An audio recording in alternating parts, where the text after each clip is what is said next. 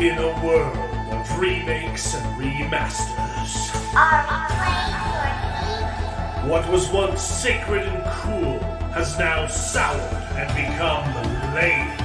Red? Gone are the days of Hans and Cowabunga. Now is the reign of slurp juice and dabs. Kids these days don't even know how bad they've got it. Now it's up to the best generation to rise to the occasion and make a show that dares to go where a lot of other nerdy shows have already gone quite a bit. That's right. They're going to talk about it a lot.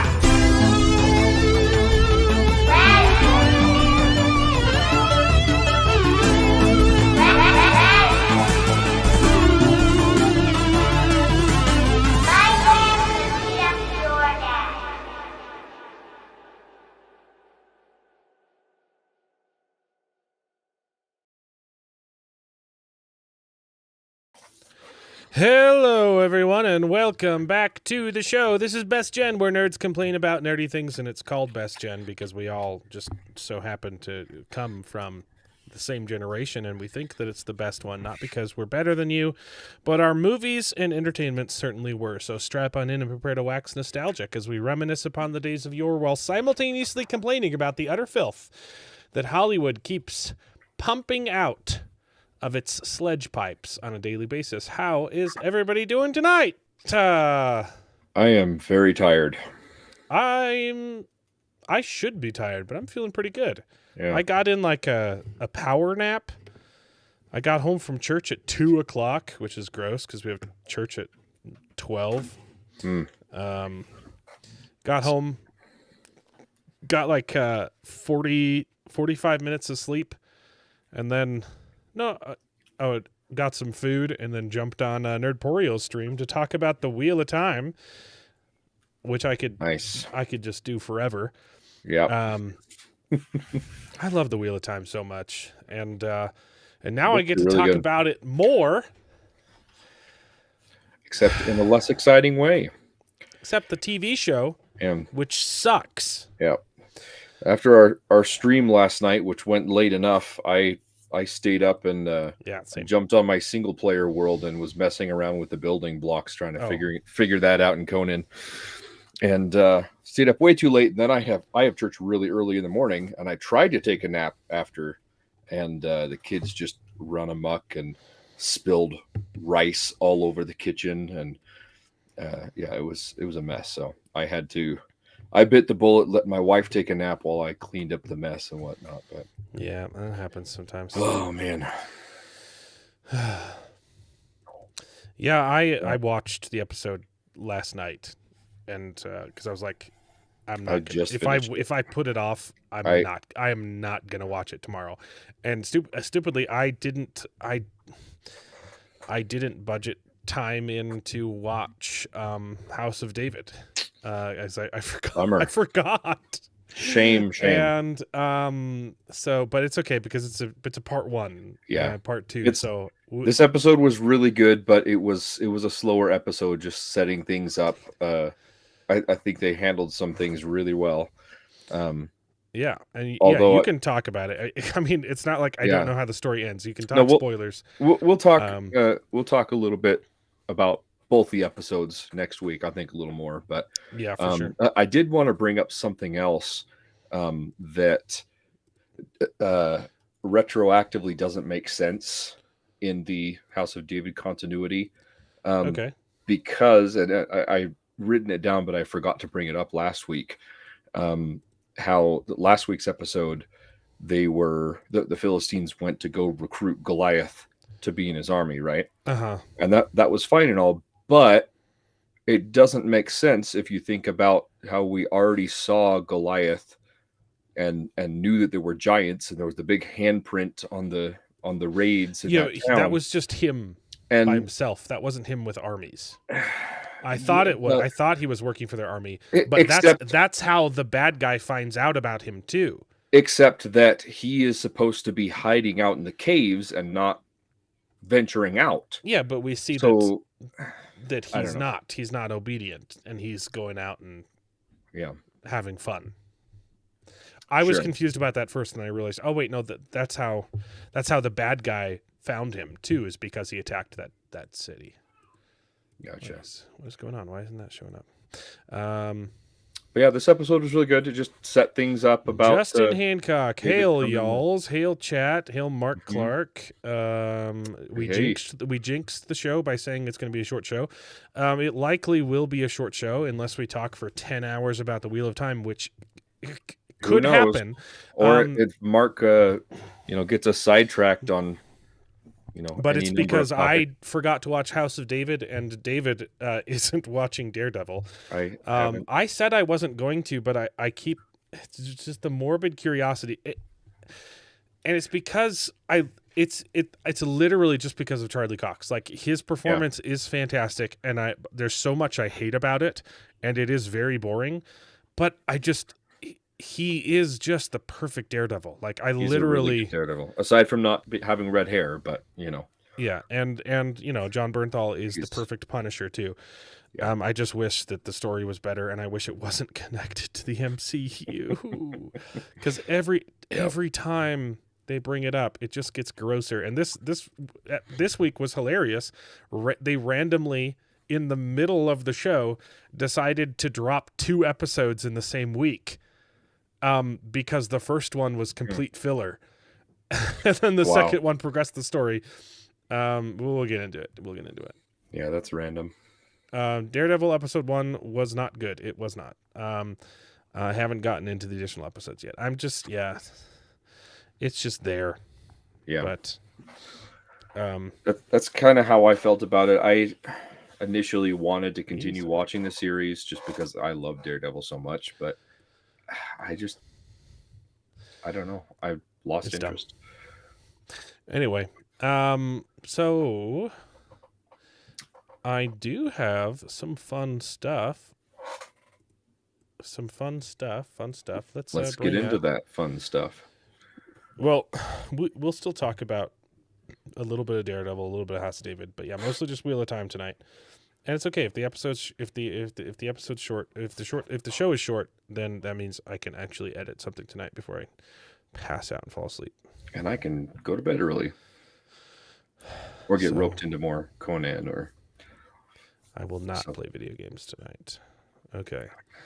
Chrome tab, because I need the sound for this one. Yeah, no, I'm editing it tonight, so that's what I'm doing. Comic book boy, man. We've recorded 4 now that I need to edit. So yep, we got it. We've read the next 3 segments, I think. Yeah, but we haven't. Did I show David the video I sent you? On X. Hold on. I saw no such video. I didn't do it. I'm trying to remember what you sent me. Which video? The one of Sydney Sweeney, or I assume you're talking about the wonderful Emilia Perez video. Yeah, let's play it. Let's do that. Hold on, we'll be right back after these few messages. Mm-hmm. It's great. It's just a deep fake of Emilia Perez with the Nerdrotic and Ryan. Is it Ryan? Ryan. Yeah. Wow. It's so good, man. I need to see this movie. It's so freaking good. I mean, it won all sorts of awards. It's got to be good, right? And to make quippy comments. Yeah. Woman to man. Yeah. Oh, it's so good. Hello, very nice to meet you. I'd like to know about vaccines operations. I see. Men to woman, or woman to men. Man to woman. From penis to vagina. a better delivery than the I'd say original that's song. better. Yeah. Oh To boy. woman to man, penis to vagina. It sounds like an instructional video, like It kind of does. Like, fasten your seatbelts. Make sure your tray is in the upright position before you. No. how did? Hold on. I'm just saying. Now I'm trying to figure out how you have sex, David, and it's confusing me. I don't want to think about it too much. Okay, so here's the video that I was going to bring up before we got rudely sidetracked. This is Rob Lowe talking with I know it's not Ben Wyatt. What's the actor's name for Severance? Oh, the actor? Yeah. It's not Mark. Right. It's not Mark S. And it's not What the heck is his name? It's not his character from Parks and Rec. It's Adam Scott. Adam Schiff. Okay. Yeah. So Rob Lowe reminiscing about with Adam Scott about their time together on Parks and Rec and discussing Severance and stuff. Jared, hey. Jared's on the show. Hey, this is a fascinating conversation. They're discussing the current political situation in California and how it's horrible and sucks right now. And people should be fired because of it. And they're so close. They're so close. Yeah. To the truth. And you're like because yeah, exactly. Yeah. Because you voted for it? Is it like and they just don't say it, and it's it's a wonderful video, but it's also infuriating because you're like, but it's your fault. Is this due to the strikes? No, this is, you'll see. They're talking about how it's literally impossible to make movies in California now. Hollywood is they're literally saying Hollywood is dead. Because they're talking about how they used to their time on Parks and Recreation, they filmed in California, and now Severance and other shows that Rob Lowe was. Let's just watch it. I don't want to. It's a really good conversation. It's interesting that you shoot the floor there. It's cheaper to bring 100 American people to Ireland than to walk across the lot at Fox, past the sound stages and do it there. Crazy. Do you think if we shot Parks right now, we would be in Budapest? 100% we would be. We'd be in Budapest. Because? Why is it? Why? What's the reason for that, guys? Yeah. Gavin Newsom. Best. We would be. It's so weird. There's nothing shoots in Los Angeles. Nothing. I had my next show already done, scripts, deals closed. Yeah. And they said, we're shooting this in New York. And I said, I'm not moving to New York to do this. Yeah. And then it went away. The show's done. I'm not doing it. Wow. It's like, no shit. Yeah, I'm not doing it. I'm not doing it. I'm not doing it. Too expensive to shoot here. There are no tax credits. So all those other places are offering 40%. Yeah. 40%. Oh, yeah. And then on top of that, there's other stuff that they do. Yeah. And then and that's not even talking about the union stuff. Mm-hmm. That's just tax economics of it all. Okay, so wait. So what is it that you're trying to get at, Alan? What did they vote for? What is this? They're saying it's too expensive to film in California because it's because of their policies, because of politics. But they won't say there's no. They won't say it's no because of the Democrats. There's no. Yeah. So it's just the general sort of politics that they're talking about, not like something that they specifically. Yeah, no. Like they're trying to talk about the situation, but they refuse to address the politics of it, and it's their fault. The reason why they're the ones who voted for this crap. It's been mismanaged for years. Yeah, I see what you're saying. Okay, sorry. You can. It's good. Yeah. I mean, you're right. They come right on the cusp. They mention tax so breaks. Close. You They're know, so like close. There's no tax incentives to film here. There's no, Yeah. Tesla, the most green company in existence, was forced to leave California because it was not viable. Yep. It's criminal what the California. Yes. I 100% agree.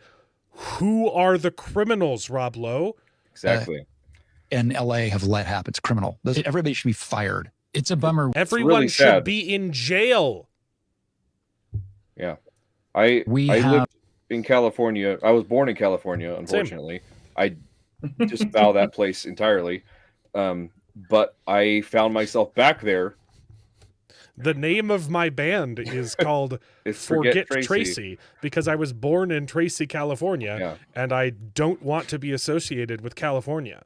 Exactly. But it was such a shame living in California again and seeing what that state had become. I mean, it's always. Wait, so did you San Francisco? We were both born in California. We moved to New Mexico when I was 3 years old. We were raised in New Mexico. 5. Yeah. David was 5. David moved back to California for with his family for 5 years. Yeah, it was another 5 years. So 10 years of my life as a newlywed. Well, not a newly. You'd been married for I had 2 a kids. while. I had 2 kids. I went out there for a job that didn't pan out, and then I was stuck there because I couldn't afford a house or anything. So yeah, that's frustrating. but I went to San Francisco, and there's just garbage on the streets, and we were just going around walking downtown. I'm like, this is a dump. This is disgusting. It's very sad. Jared's kids aren't born anywhere. Touche, Mark. Touche. What? We'll be in California, that's for sure. Yeah. Santa Ana. Okay. My older brother, actually, he's like, if you move to California, I'm never gonna come see you. Yeah. It is the most beautiful state that we have, too. I was gonna say, that's why California is wonderful. Yeah. And they've destroyed it. Yeah. It's such a beautiful place. Like I would love to be able to love California, you know? But it is 100% criminal. Everyone should be fired. Yep. Everyone should be voted out. Okay. Yeah. It's not the company's faults. The companies are leaving. Exactly. Like you said, they're leaving LA. It's not Texas, the companies. Well, it's Hollywood. I do blame Hollywood. It's Hollywood's fault too for pushing this on the people, for indoctrinating people into voting for this crap. Right. But yeah, also it's cheaper for Hollywood the companies to fly people to Budapest than to film where they're located at. Yep. And they're saying it's not even. I can't remember if they mentioned it, but it might have been comments later. It's not just the actors. Okay, even if they're filming in California, they don't use people who work there like for the production. They'll bring in catering companies from outside California, and the staff the camera guys, they will bring them in from other states because it's cheaper to do that as well. Yeah. They can't afford to do business where people steal everything. Yeah. Yeah. Yeah. But again, that goes to show that even though Hollywood is pushing all of this woke filth, they don't put their money where their mouth is. They never have, right? Yes. They're taking black actors off the posters when they debut in China, right? Yeah, they're not filming in California. If they they're really believed entire the sections filth that they were spewing, they would not just from the posters. They remove sections of movies to in China. Definitely. But yeah, they've and never the Middle East as well.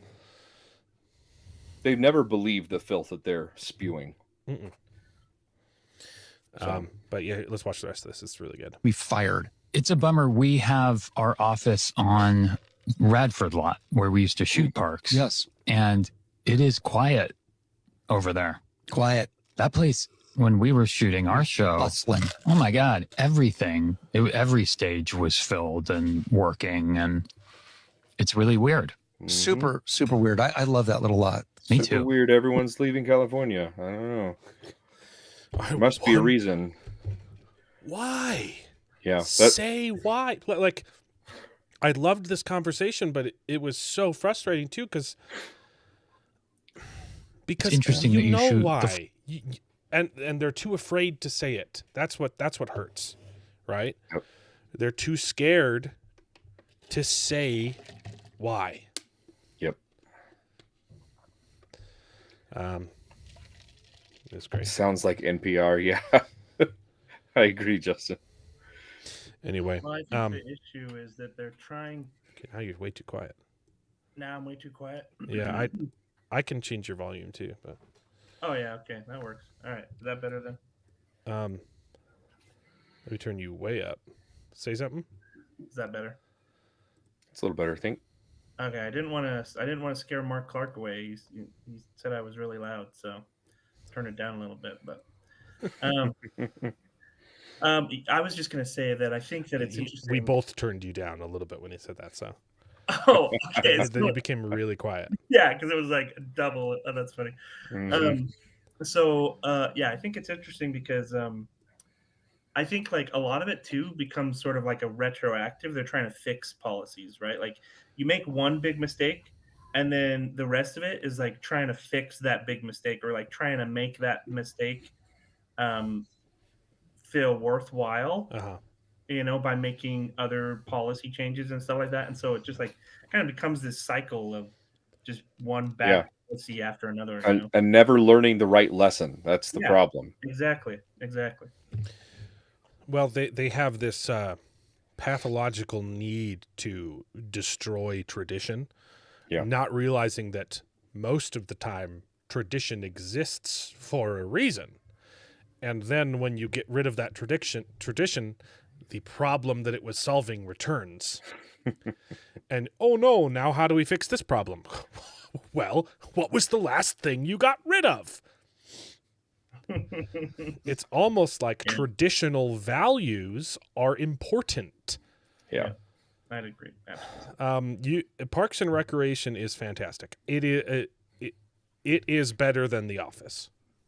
I agree. And it stays consistently good longer than The Office does. I think the first The Office dips quite a bit. Season 1 is the weakest season, but it's still good. It's just not. It does take a while for it to find its footing. But starting with season 2, it's solid the entire time. Yep. And it's good. Chris Pratt before he was famous, man. Oh, David was louder than I was. Yeah, so I got a new microphone. I'm trying to dial it in. I'm trying to dial it in, okay?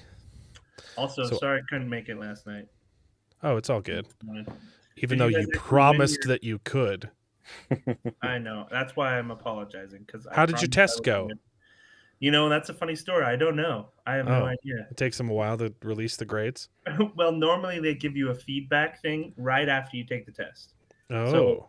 So you submit, you click this button that says end exam, and then it goes to and it shows you your feedback, and it says, yeah, you maybe passed or maybe didn't. You maybe passed. But they're pretty accurate, so like you can rely on it. But the problem is this time there were two buttons, and so there's usually two buttons. There's one, hey, end session for the proctoring portion of it, and then there's the end exam portion. So you're supposed to push end exam and then push end proctoring session. Well, this time I just got excited and the proctoring, and it shut everything down, and like they submitted it. And so like I didn't get any of the feedback. So I'm like, I have no idea. So now I have to wait a week to find out. So that's tough. Yikes. Well, good luck. I hope it went well. Yeah, good luck. Thanks.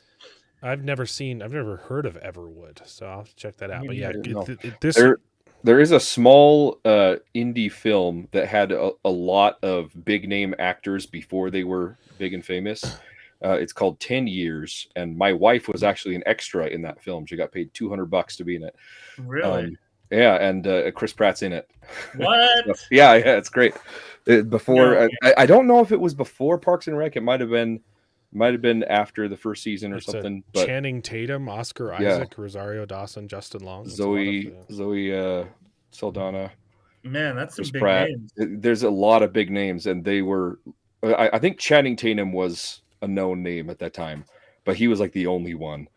Yeah, I never heard of it. Now you're gonna want to watch it just to see your wife. It's not a great movie, but it's fun.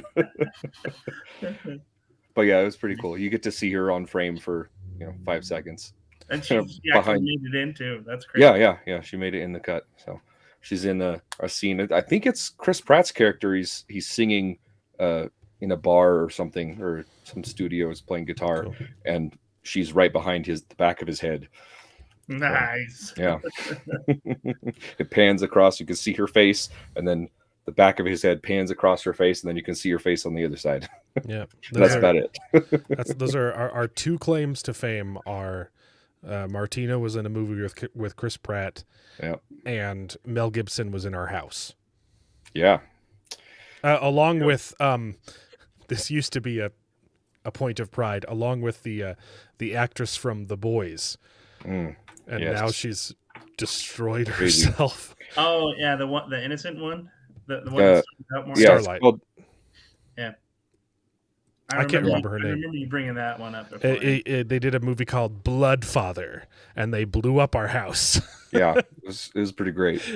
Well, see, what happened was a scouting agent came by and was like, "Hey, we like your house. We want to use it in a movie." And I was one like, that's really cool. What's and then as it turns out, they liked our house because it looked like a crack den. Yeah. So that's just the biggest compliment ever, right? It's like, right. Oh yeah. They did a lot of they made it look smeared grease on the walls and stuff like that. But yeah, the outside they thought looked like a great dilapidated crack den. That's so funny. Our single wide trailer. No. Yeah. So we it's actually a pretty big house. It's just in the countryside outside of the city, and it's like stucco and Again, the movie itself is not great, but if you wanted to see Our House, it's the first 10 minutes of the film. Yeah, the opening scene. It's the opening sequence. So see our back door get shot out with. There's a little picture of they left up a picture of our now deceased brother Tommy and Jesus, and they left up a picture of from the Pearl of Great Price from the Latter-day Saints. Yes, scripture. It's a papyrus image. They left that up. It's pretty funny. Yep, that's really fun. And then they added a bunch of disgusting couches that were ripped up and stuff, and they tear up the house looking for drugs, and then they blow up our back door. They shoot it out. That's awesome. Yeah, it was pretty cool. They let us, Wait, your aunt's house is the Goonies house? Oh no way! That's the famous house. Like the shack in Goonies, or the kids' No, the house? beginning. The I don't know. I haven't seen all of the Goonies. You haven't seen all? You've seen the one that they start from, so it's their kids. Yeah. Kids' house. Yeah. Nice. Bloodfather. Yeah, the ending was okay. The most of the movie was like it's kind of pointless. Yeah, I did like the shootout at the end. They tried to do a Taken type of thing, reverse Taken, but yeah. So the actress's stunt double was really close with like my sisters. They had fun together. So. Yeah. She sold it. Yeah. Could have waited a few years and made it even more money. Yeah. I've heard that whoever bought the house hated it though because people kept showing up. Right. No, that's so funny. I've seen multiple stories about the Goonies house. Making a Cookies sequel, huh? A Cookies? You mean Goonies? The Goonies sequel, yeah. I think it might have been an autocorrect or something. That's funny. Yeah, I've seen I never watched it growing up. I've seen the ending of the Goonies about 20 times because it was always on TV, and I'll watch the ending of the Goonies. It's not that great, guys. I love it. But Yeah, I really like it. I do agree that people overhype it and think it's the best thing since sliced toast. Yeah. But it's a good movie. I used to think the same thing about Sandlot too, but I've kind of grown into liking that one more now as an adult. I didn't like how much swearing there was in Sandlot. When I watched it for the first time, I was like, oh, I don't know about this. That's kind of how I feel about Little Rascals. Like, I absolutely hated that movie growing up. Oh, really? No, I hated it. good. Little Rascals was I don't the know best. if it's overplayed or what, but like literally, I hated it. Donald Trump is in that movie, dude. I know. That's the thing. Like, there are so many good moments. Whoopi Goldberg, like Whoopi! Back when she was actually funny, yeah, right. but like when I watched it later as an adult, like I think I ended up watching it with some roommates when I was in college, and like I was laughing hysterical at everything because it was so good. It's such a funny movie. Like Mel Brooks is in it too. Like, oh, that's the best scene in the whole movie. If you were my kids, I'd punish you. If we were your kids, we'd punish ourselves. Yeah, that's great. There's so many good lines. I love it. Yeah. Yeah. The insults are wonderful too. So like they're so good. Anyway, so yeah. All right, back to the news. All right, this might be a short show. It was supposed to be a short show. Again, we say it all the time. So the reason why Hollywood is in shambles right now is because of Snow White. Snow White producer's son says Rachel Ziegler voicing her personal politics hurt the film's box office in since deleted Instagram post.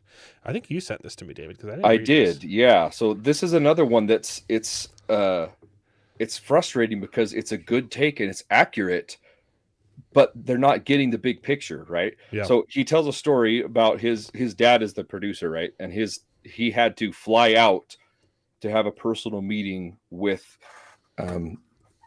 what's her bucket, Rachel Ziegler, and tell her to take down her posts that she was posting, which again, I don't agree with, because I think right or left, people should be able to say whatever the hell they want on social media and let the cards fall as they may.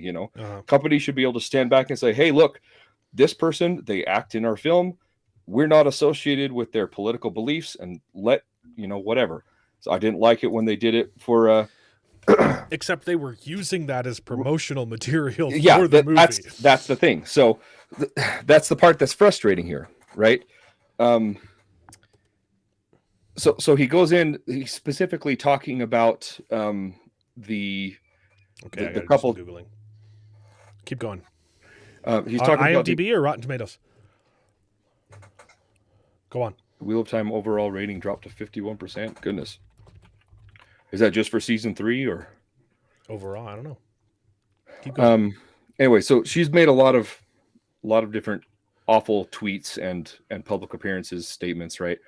But the ones that she's specifically talking about is the one where she said that Trump voters should never know peace, the one that specifically sparked the outrage though was when she said, "Remember Free Palestine" or something like that in her posts to promote a follow-up post to promoting the video. She's like, "Remember Free Palestine," and so there she was reprimanded for that, right? And that's what this is talking about. He's saying, hey, she was reprimanded for bringing her politics into her role and her promotional material for this film. But the problem is that that's not just her opinion. Mm-hmm. Like the producers of the film themselves have some of those same values, and there's ones that specific. Yeah, exactly. They cast her for particular reasons to check boxes. They changed everything from the little people to the diverse people because to the prince kissing whatever. her while she's asleep and dead exactly. was problematic. All of those stories and quips or whatever from the red carpet that she let slip some stuff. That's not her talking. That's the entire Hollywood thing, right? Yeah. It's just that she's the one that's saying it out loud. Mhm. Like, oh, we can't have you say that out loud.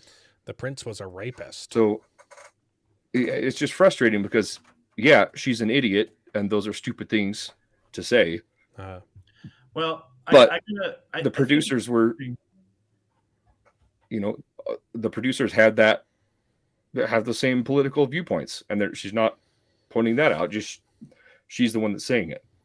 Well, I think it's interesting, David, because like whether or not they have those political, opinions or not, like it shouldn't be, what really affects how well they do, right? And how but I guess what I'm trying to say is that for example, if there wasn't all of this political stuff attached to this movie, I heard a couple of my friends and relatives say that they actually enjoyed the movie and they thought it was a cute movie, and whatnot, right? Like I haven't seen it, I have no idea, but obviously there's not as many people going to see it, and it is because of these political things that were pushed, which I think is the sad part, right? Because it's like we have all of a sudden attached these political ideas to a product, right?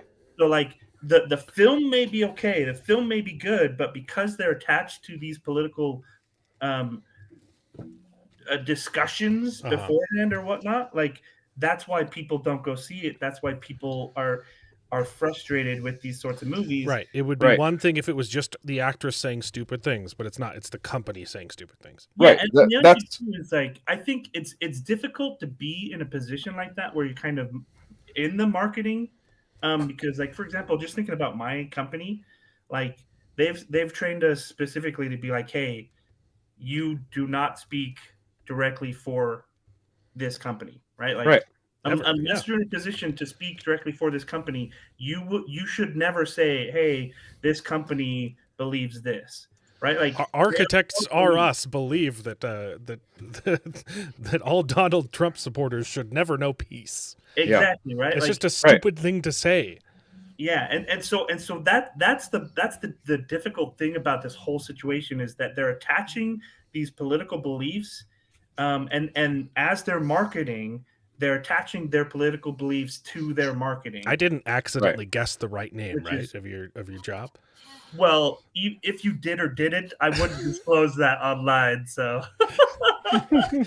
architects are us. Yeah. But yeah, so I think that's what's frustrating about this whole situation, and the situation that continues to develop with entertainment and with just today's world, like just with this last. Sorry, we're getting kind of political here, guys. And that's all right. I'm not the one to get it, but I think the issue is that's what we're doing with everything nowadays. Is no matter what it is, it's all attached to one's political views. Mm-hmm. If you disagree with one's political views, then you boycott your favorite fast food restaurant, right? Like if you don't agree with their political views, then you stop playing your favorite games. It doesn't matter if it's your favorite game or not. Like, if you disagree with their political views, you have nothing to do with them. Well, I agree. That's a problem. I didn't like it when they did it with Gina Carano, and I don't like it when they're doing it now with Rachel Zegler on both sides. The double standard. Look. But also, if you compare what they said, Gina Carano said, "Hey guys, let's be nice. Rude. Yeah. Let's not be like the Nazis." Yeah. And she got fired. And Rachel Zegler is saying, if you're a Trump supporter, I want you to never know peace. Yeah. And she just got a slap on the wrist. I agree. There is a double standard there. But again, I wish it's the same thing with the Tesla. You're right. Look, I wish they could just step back and say, when they say, oh, the right freaks out when we boycott Tesla. Okay. There is a very big difference between me saying, hey, Target, just released a line of tuck-friendly swimwear for little children. I don't think I'm going to take my family to Target anymore.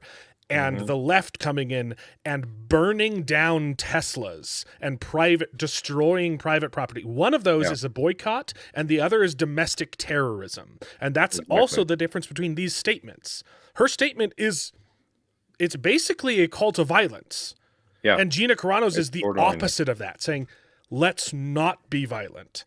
I agree. But my problem is so what stopped me from seeing the movie is not her tweets, right? I can go to a movie and disassociate myself from I still enjoy Bill Cosby. He was a funny guy, right? He did some terrible things. I'm not endorsing what he did, right? But his entertainment was spot on, right? I can go see a movie. You don't stop watching every movie produced by Harvey Weinstein, right? Right. Yeah, exactly. Harvey Weinstein, despicable human being, right? There's lots of people that I don't agree with politically, and I can still enjoy them as a form of entertainment, right? What stopped me from seeing the movie was all the stuff plot-wise, where they were disparaging the original Snow White and crapping on the legacy and saying, hey, no, this is problematic. We're going to change it. And that's not a problem with Rachel Ziegler. That's a problem with Hollywood. Yes. Yeah. And again, this is why it's so frustrating. Yeah. This is why it's so frustrating because, Rachel Ziegler is a freaking narcissistic a-hole, right? In her own words, she's a narcissist. But the problem isn't that she tweeted some things that she shouldn't have tweeted. The problem is Hollywood is not making movies that the public wants to see. They're changing things, they're making them modern, and they're not learning the lessons. They're like, oh, it bombed because Rachel Ziegler doesn't have a good public image. No, that's not the reason why it bombed. It bombed because you are screwing with the story and you can't write to save your ass. Also, take all of the politics out of it. It bombed because every single one of these live action remakes has been progressively worse and worse every single time. Yeah. Just quality wise, politics aside. Yep. Yeah. But I think like the overarching dwarf thing really hurt it too. It's not just the politics thing. Right. It's saying you can't cast dwarves in your movie because that's racist. Right.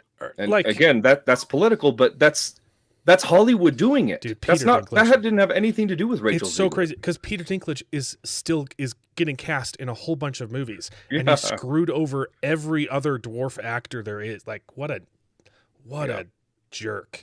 What a mean. I want to say some mean words that I don't want to. Well, but that's what I'm trying to say though is I think that like ultimately, like we don't need to connect the two, right? Like yes, they are putting it in their material, which is an issue. But I think the bigger problem just with, our society in general is that like we associate those two things very closely with one another, our politics with other people's choices and products. Right. Yeah. And so if you don't agree with their politics, then you go ahead and cut them out of your life and get rid of them. But I will say, I wonder what that's like, Jared. I wonder what it's like to get fired from your improv comedy group because of your politics. Right? Like that. I mean, that's what's so disappointing, that we can't look past the politics and say, okay, is this a good person? Right. Something that I was doing every second that I was performing because I didn't want to offend anyone. I never talked about politics. I made a Facebook post about Kyle Rittenhouse, and that got me fired. Well, and I think too, here's just another thing that I'll just add. But like, I think it's a good thing to want to fight for good values and help people have a voice.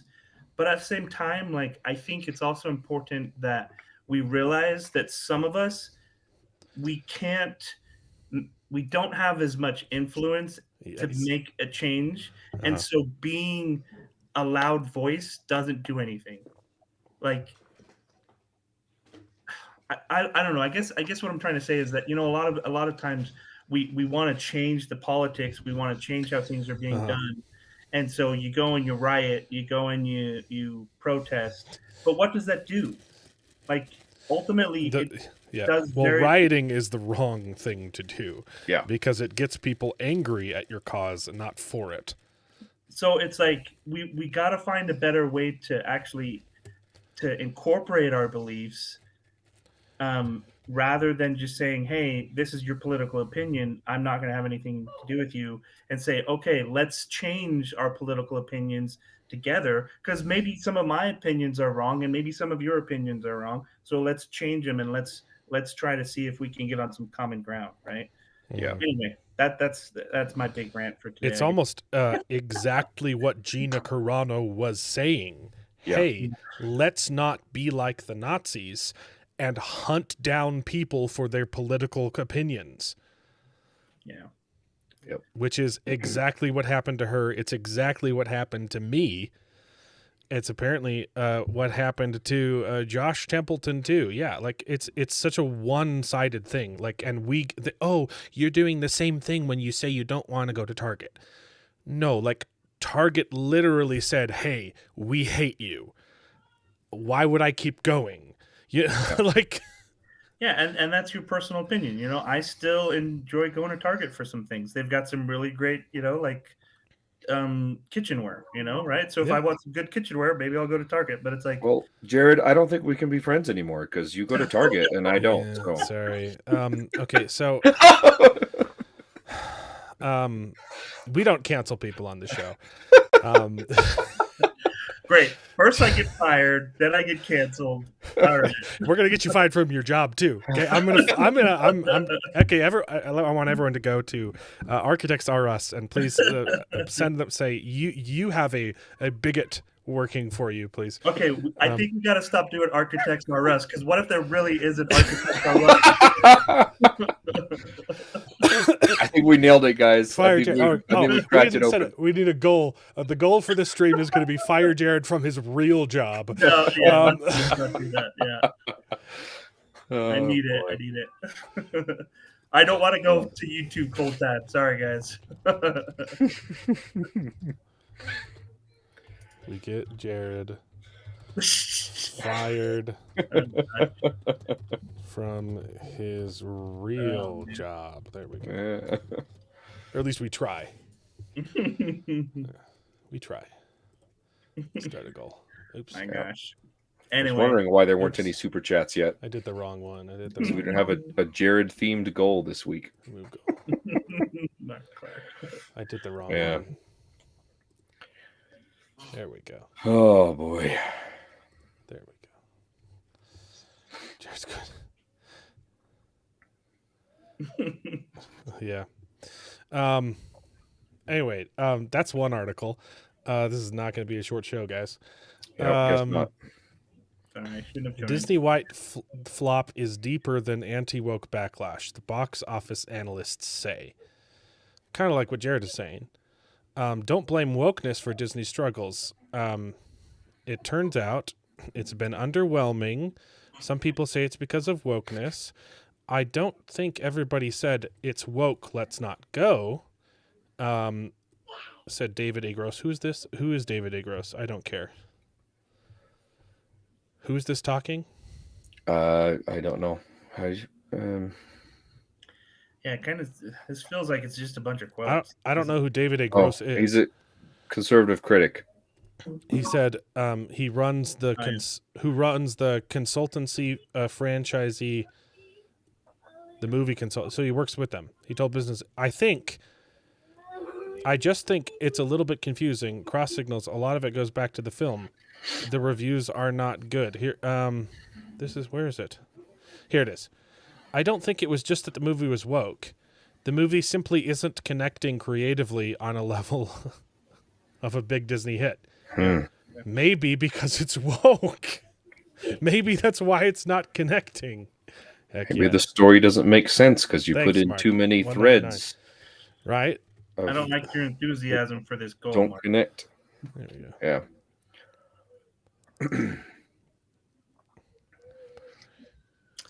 Yeah, I think it's an interesting discussion. There is an Architects R Us?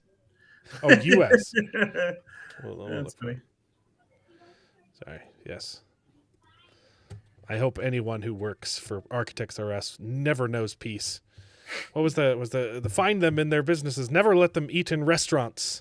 Which one was that? Was that Amy Klobuchar who said that? No, it was someone else. It was what's her face? It's that Minnesota that cow. Yeah, I'm trying to remember her name. Lori Lightfoot. No, it wasn't Lori No, Lightfoot. It was Lori Lightfoot. Yeah, I don't remember. It was there, the one who there are had too many crazies. It was the one who had the fake kidnapping attempt. Gretchen Whitmer. Gretchen Whitmer, that's right. The kidnapping attempt that was literally all just FBI. Yeah. They were trying to entrap people into doing it, and the only people they could get to do it were other FBI members. And see, it was ridiculous. Maxine Waters, yeah. That's the one who said that one, yeah. Maxine Waters. Okay. That's right. Who simply call themselves the Bandits instead. I just, the movie was ridiculous. It's not. It's bandits. They're not Seven Dwarfs. No, there's bandits and dwarves in it. So it's she does. There is no Prince Charming. There is no Prince Charming. And then you got fact back, so they. It's a homeless guy she falls in love with, and he they do a revolution and get rid of the queen. Yeah. Yep. Seemed a little weird. So the projections were already really bad. Oof, and it's not even meeting the projections. These were both at 40 last week. Yeah. That's an 80% drop. Oh. Between my weekends. Gosh. 77% and then another 61%. Yeah. Yeah, it's not that. Yeah, I know there's several local movie theaters that dropped it. They're not playing it anymore. That's pathetic. 2 weeks and it's already not in theaters. That is crazy. Yeah. That's not good. It's not good. The reported budget is a lot more than that. Will they learn their lesson? No, they won't. But we'll see. Weren't the bandits all minorities? That's actually a bold move. I didn't watch the movie, Justin, because I don't care. Joshua, also, was it you who was asking me to watch the Ark? Oh, I think so. Yeah, you popped into the stream last night and said you fell asleep, and then I was trying to talk to you, and you didn't. I guess you fell asleep again. But anyway, I did watch some of it. If that was you, Malcolm in the Middle. It's not the reboot. It's a couple episodes. It's like 3 or 4 episodes. Dewey is going to be recast. He was the little kid, Who's right? Yes. Dewey's the little one, not the baby who gets born like halfway through the series. Yeah, I was like, who's that little one? I don't Dewey's remember. the funny, weird one. Yeah. It's just always doing weird, unexpected possibly things. autistic one, yeah. I want to see them fight. That's from Malcolm in the Middle. That's from the middle. The casting is not bad. And it's not. He's not canceled or anything. He doesn't want to do it. He's like, I'm studying classical literature in college, and I think that that's more important right now. Wow. So cool. This is the new casting? This is the new casting. Yeah. The old guy, the original actor just doesn't want to do it. Yeah. Okay. So that's a good lookalike. It's pretty good casting. The ears are on point. Right. Yeah. That was a big part of it. Yep. They are, yeah. He looks equally derpy and fun. So I am very curious about this show. I will definitely watch it. Apprehensive, but I hope it's good. Yeah. Some of the people involved in it have become really insufferable. Except Frankie Muniz, he can do nothing wrong. So, I really like that kid. Yeah, he's a cool guy. A kid. He's my age. Whatever. Right. My favorite part of that whole show is so just good. all the crap that he would make Malcolm and them do. Yep. The fireworks. The fireworks are my favorite part. Please give me Agent Cody Banks 3. I want it so bad. It could be so funny. But yeah. It's probably going to suck, but I hope it doesn't. So Sydney Sweeney is going to be the mom. Stop. You're obsessed, Mark Clark. You're obsessed. What a great show.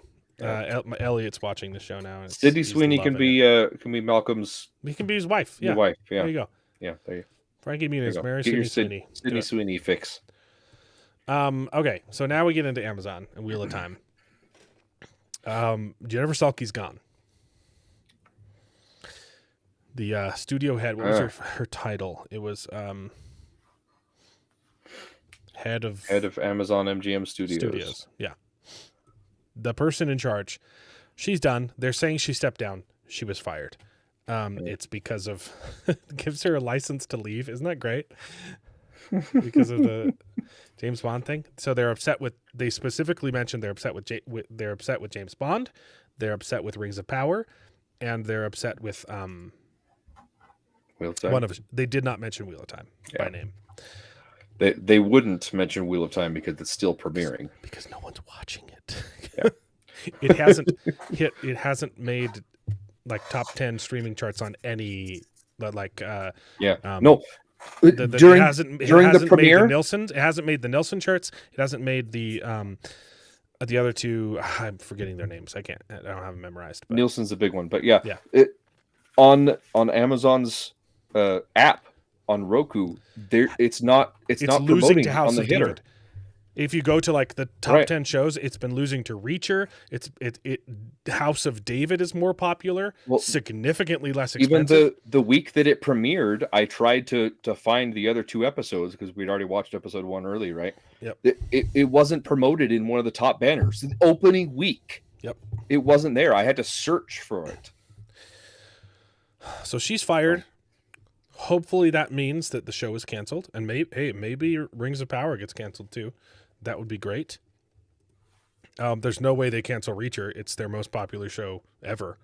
Yeah, I've actually really enjoyed Reacher. It's been good. Season 3 has been. I haven't seen it. It's the most returned viewers they've ever gotten for a third season. That's including season 2s. More people have come back to watch season 3 of Reacher than any show they've ever done. That's including The Boys, which was their number 1 hit until Reacher came along. Yeah, I've really enjoyed Reacher. It's been really good. I don't know, something about Alan, like he just does a really good job at like being this no nonsense, big, bulky guy that like is there to fight. Who's also said some really, really stupid things publicly about Trump supporters. But they're not using that as promotional material for the show. Yep. Yeah. That's a good example. It does make me like I kind of don't want to watch it, but I've heard it's good, so I will. It is. It's been good. I've enjoyed it. So yeah, Salke's out. She's done. That's great. A lot of people are really mad about the James Bond stuff, which I'm mad about that too. So people are asking the real questions. Will Amazon cancel the Wheel of Time TV show? David, this is our favorite website of all time. The website that's even better in March than Screen Rant. This is the one that every month released an article saying, is the Wheel of Time coming out this month? Which was nonsense. Like it did. If you're going to do it, like, is it coming out next month? Like they would release it in the month. The month was already half over when they would release the article. You're like, well, obviously not. The month is over. It's literally started right after the premiere of Wheel of Time season 1. They're like, will Wheel of Time season 2 drop next month? It's like, what the heck? But they were clearly using AI to write their articles, and now I think now that they've gotten more traffic, they've got real people. Because this guy's written a whole bunch of Wheel of Time articles. Here's why they might but shouldn't cancel the Wheel of Time, which is currently in the middle of the season. This is one of those. Which stage of grief is this one, David? Is this bargaining? Is this accept? Yep. It's his bargaining is right? Bargaining is the denial. Second to last. First, it's denial, then it's fear, and then anger, and then bargaining and acceptance. Bargaining and acceptance. Yep. One more. It's denial. One more stage. Oh. I don't really want to read this. I just thought it was funny. Yeah. The forecast. To answer the question, it's doing horribly. Yeah, I do agree with his statement though that it is the best season so far. That's not saying much. Just the one episode. Yeah. Well, yeah, there were a couple things in this. Was weird. There was a couple things in this episode too. This last episode, they were like, okay, I see that. Again, they're trying to pepper in little flakes from the book, and it's not enough. Well, and they're peppering them in the wrong way. Right. Yeah, exactly. You know, this episode, it's a little thing, but it really pissed me off. They have Alana say, I think I know. I turned the bond off. Yes, I wrote that down. That pissed me off so much. And it was just an immediate thing. She's like, oh, there, I turned the bond off. Like it's a switch. You can turn on and off. Like, yeah, that pissed me off. It's obviously referencing masking the bond from the books. But it's the little things that count. It's like you clearly do not care about the books if you're letting these things slip through the cracks. Like, that's not how the bond works. It's the bond is always there. You can magically try and mask it, which is done several times in the books, but it's always there. You can still feel it even when it's masked. It's just subdued, like it's in your subconscious. But I thought they could sever it. Like they could actually say it can be turned. Yes, you can cancel the bond. But she was saying, they were trying to show the scene of her masking a bond, but they said it wrong, and you're like. Just don't you care about any of this? I turned it back off the bond. Yes, she turned it back on. The funny back on 5 arrows ago. I know. It took him seconds to find her, right? Because she got hit by 5 arrows. So stupid. Mark Clark, thanks so much for the $4.99. I founded a channel called. You found a channel called Win Does What Stuff. Pretty cool. Win Does What Stuff. I'll look him up. Maybe we can get him on the show if he's a cool guy. I actually liked that comment. What comment?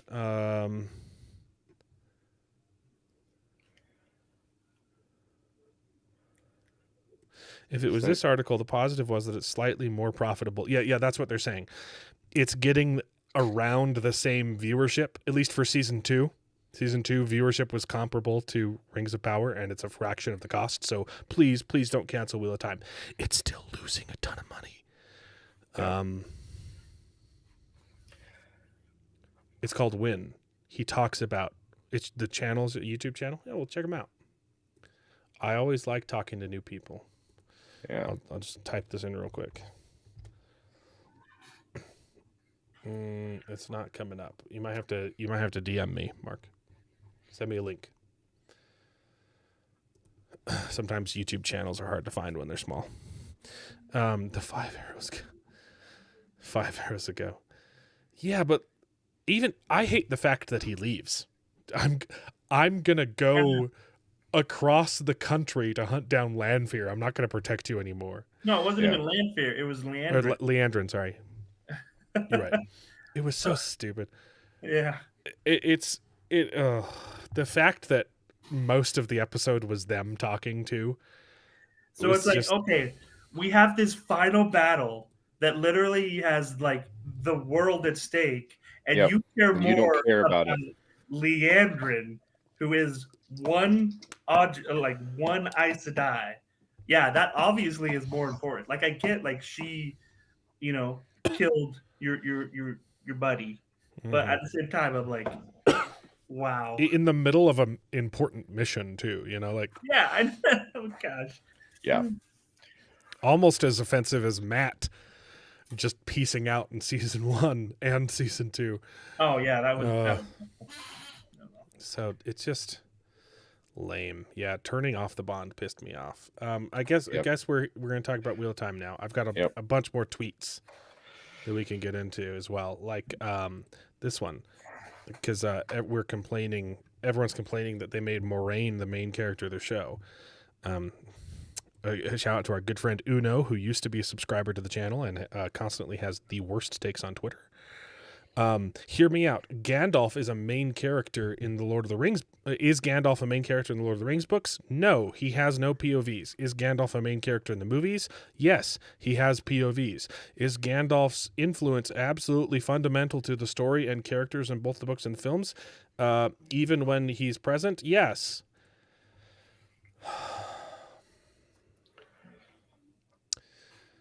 I mean, I think his influence is definitely up for question. There's not a ton of influence. Okay. Gandalf is not... Having a POV doesn't make you a main character. Yeah. Right. Do you know how many POVs are in the Wheel of Time?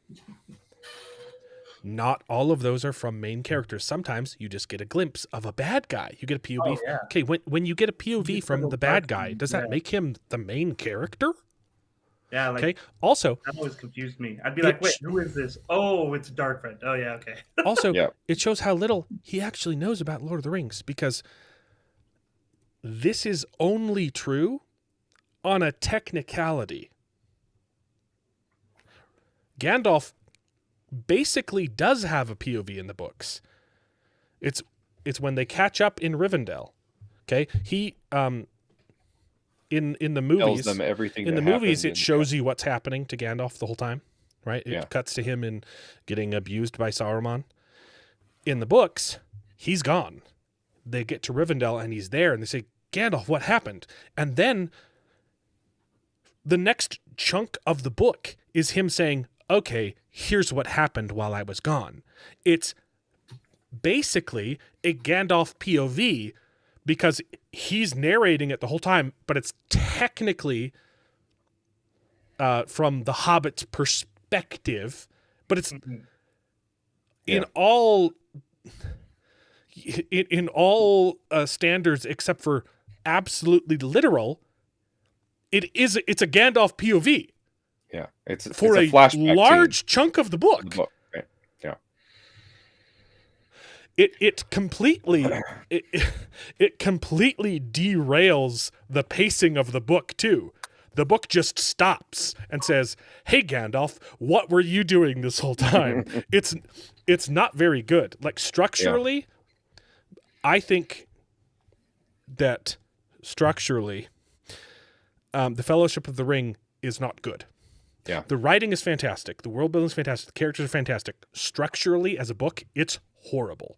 The book opens with an in-world text, with an excerpt from an in-world textbook about hobbits, and then when Frodo gets the ring, he just hangs out for like 10 years and doesn't do anything, and then as soon as they finally start the adventure, and then the book is derailed by Tom Bombadil for 10 chapters, and then they finally get back to the adventure, and it's derailed again by Gandalf for another 10 chapters, and then by the end, the pacing is really fun, and it gets really cool. I think that the movie, at least for the first one, I think the movie is a little bit better than the book, structurally. You can't beat his writing. And that just goes to show how good of a writer Tolkien was.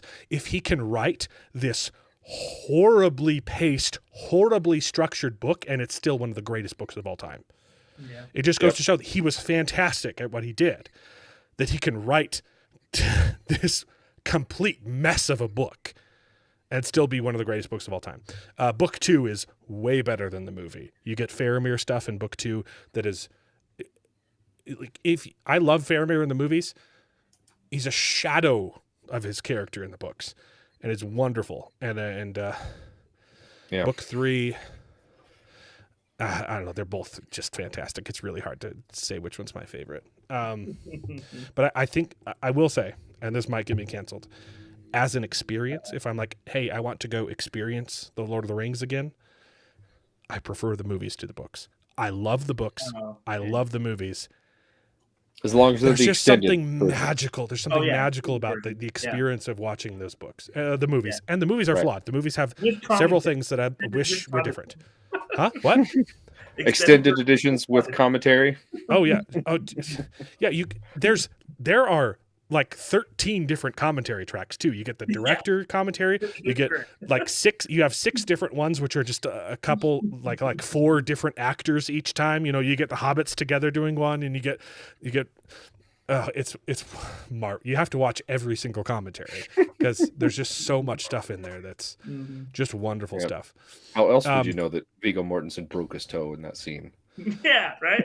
Because every single person in the planet will have told you by then.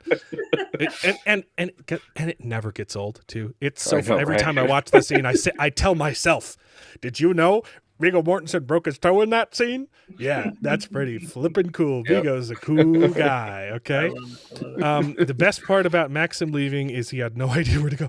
He doesn't even know. Yeah, And that's kind of what he it felt doesn't like. know where they went.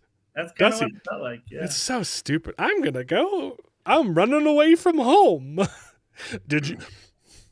How did you find me? I forgot to pack a lunch. Mark Clark for $1.99, and yet at least Leandrin reproduced Jared.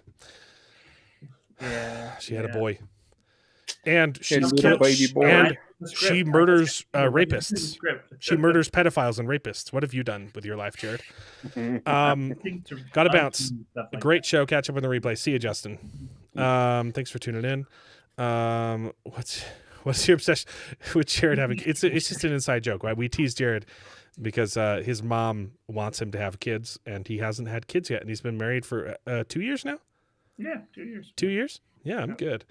Jared's been married for 2 years, still doesn't have any kids. In Mormon culture, that is that's a big no-no. You have to have kids immediately. And Jared, my wife, we didn't even wait a full year, right? Like You guys. I think my wife got pregnant maybe 11 months after we got married, and my grandma, when she found out, "Oh, good. I thought your wife was barren." Yeah. Oh, I love my grandma so much. Yeah, unfortunately, that's definitely not. I tease Jared that every time I see his mom, she asks me to pressure him into having kids because she wants grandkids. That's the inside joke there. Moraine is barely in book 2. She's barely in book like she's in book 1 a lot. Yeah. As the driving force. Right. She's not the main character. She's pushing the other people to greatness, and that's what that's literally Gandalf's character, yo. He grabs other people and elevates them to greatness because he's not the main character of either the books or the movies. No. Yep. It's a running joke, yeah. I'm out. Oh no, we lost Mark. See, Mark. Thanks, Mark. I wasn't trying to be offensive. I don't even remember. Did you say something offensive? Oh, no. He was talking about the Jared comment. Got it. Alex, I just read The Hobbit over and over. The Hobbit is really good. Dude, I had a friend that would he would have live readings of The Hobbit. He would sit down and read it to us, and he'd do all sorts of voices and stuff. that was fun. I didn't get it at first. I didn't like The Hobbit for the first third of the book. And then something clicked, and I was like, oh, this is wonderful. It's a bedtime story. It's really good. I really like The Hobbit now. Once when you were 11, you do a reread. Lord of the Rings. They're really good books. So, really bad point. Okay, this is obviously addressing Moraine. Why did they make Moraine the main character in the TV show? Which is a stupid thing to do. Okay. Yeah. This was an interview that Maureen, what's her name? The Amberlin? No, the actress. The actress, Rosamund Pike. There we go. Right. It's on the screen. It wasn't. Okay, it wasn't. It wasn't on the screen until I put it on the screen. She just did an interview saying, trying to promote the show halfway through the season on CBS mornings. This is how much Amazon cares about the show. She said, it really hurts sometimes when fans are mean to us because we're doing everything. This isn't even what the headline is saying, but she says it in here. The headline is saying how the book is. She was drawn to the series adapted from the books of the same name because of how it depicts the strength of women in all kinds of ways. You don't know the books. Yeah. That is the antithesis of what the books show. The books show that absolute power corrupts absolutely. It gives you a matriarchy, which isn't seen a lot. And at first you think, oh, this is about women empowerment. Psych, it's not. Robert Jordan says, guess what? That would be just as bad because it's power that creates injustices. And if you put women in power, if you gave the feminists everything they wanted, they still wouldn't be happy. And the world that they would create would be an absolute nightmare. The Aes Sedai are horrible. They are wrong about literally everything.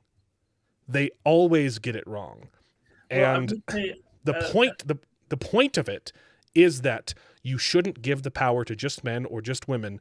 If you want to achieve greatness, you need men and women working together. That's the central theme of the Wheel of Time. Well, I think what she's saying there, at least in that little snippet, is that, I think it does show strength of women, which is good.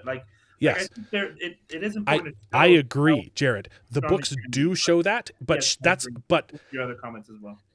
It's not the central focus, right? But they're saying that the whole actual strength of women that the books show is that when they work with men together, they are great. She is seeing the superficial part of the books and thinking this is the message. Yeah. It's not. She's saying the right thing for the wrong reason. Right. Yeah, I agree. And that's what the show is doing. And that's why the show sucks. The show is trying to do female empowerment, and they're just horrible people. Yeah. Yep. The book had actual empowerment. I will say I liked the scene in this week's episode where the Aes Sedai, I forget her name, the one that went to the two rivers. Alana. I was gonna say, was that Alana? Yep. So Alana, I do like the one. There was one line where she's like, "We are way far behind. Like we are not prepared, right? Yeah. Like this war is not going to be. It's not going to be won over politics and pulling strings." And I think that was really good. Like it was a good way for them to say like, yeah, what the Aes Sedai are doing is not working. Yeah. It's not just the Aes Sedai too. It's like all of the other, the nations are all matriarchies, and they're a mess. They're an absolute mess, and it takes a man to come in and fix it all. But listen, that's the whole theme with Kalendor, which I don't want to spoil for David. But the books aren't saying men are better than women. They're saying men need women to be great, and women need men to be great. That's the entire point of the whole series. Rosamund Pike started as a Bond girl. She was in Die Another Day. I was gonna say I saw her in a couple of things. Yes. Good. She was in arguably the worst Bond movie. It's empowerment based on misandry. Yes, I agree. That's in the books, and it's supposed to be wrong in the books. And they put it in the show, and they're trying to say that it's right. Yeah. You didn't get the message of the books if you think that's what the books were trying to say. And then in the same interview, she was heartbroken. Okay. She said, "We make it first for the fans." And there's been times when they critique the choices we made, and it's really hurtful because we made those choices with the best of intentions. Screw you. The changes that this show has made have absolutely not been for the best of intentions. They have been for the worst of intentions. Yeah. Mark, the showrunner said, if you don't like what I say, I'll make your favorite characters gay, which is exactly what he's done. Yep. the opening line of the TV show contradicts the world building of the books. The Dragon Reborn could be born as a boy or a girl, because gender doesn't matter in the Wheel of Time. You know, the opposite of the Wheel of Time. The whole magic system is based on gender. Men in the beginning, men tried to cage darkness because they were stupid, idiot, arrogant dum-dums. It's so hilarious because the reason that the caging of the Dark One failed is because the women didn't help. That's literally why it failed. Yep. So who was arrogant? It's a dichotomy or a binary, yeah. Goodness. Okay. These are the people that the show caters to. If Marin was the dragon and Egwene was the Dragon Reborn, I would be happier. But the books say otherwise. It's never stopped you in the past. Go for it. Yeah, it's a shame that we're adapting these books that they did that don't in season tell the story one. We want to tell. The prophecies. You're right. That's right. Yeah. They talked about them in season 1. They actually said the prophecies were gender neutral in season 2. Yes, you're correct. Okay, this one is actually a good take from a show enjoyer. Okay, so did Rand just forget that Lanfear is evil and just doesn't care? Him cheating already looks bad, but cheating with one of the Forsaken looks even worse. All non-book readers think he's a whore. No, he's a prostitute. It's different, okay? So I hope that was the intent of the writer's room. It's so funny because it is the intent of the writer's room to emasculate Rand. And it's being said, not realizing that that's what it actually is. Yeah, that's kind of something that I realized this time is I think like they're really trying to show in a different way how Lanfear is so obsessed with Rand, and they're trying to make that happen so that they can show this conflict between her and Egwene, right? So it's like, okay, I got to get rid of Egwene, but it's like, oh, you mean a conflict that doesn't exist in the books?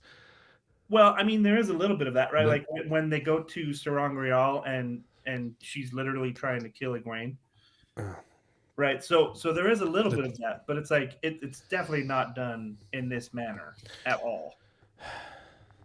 They're trying to make Lanfear a good person in the show, and it's literally her fault.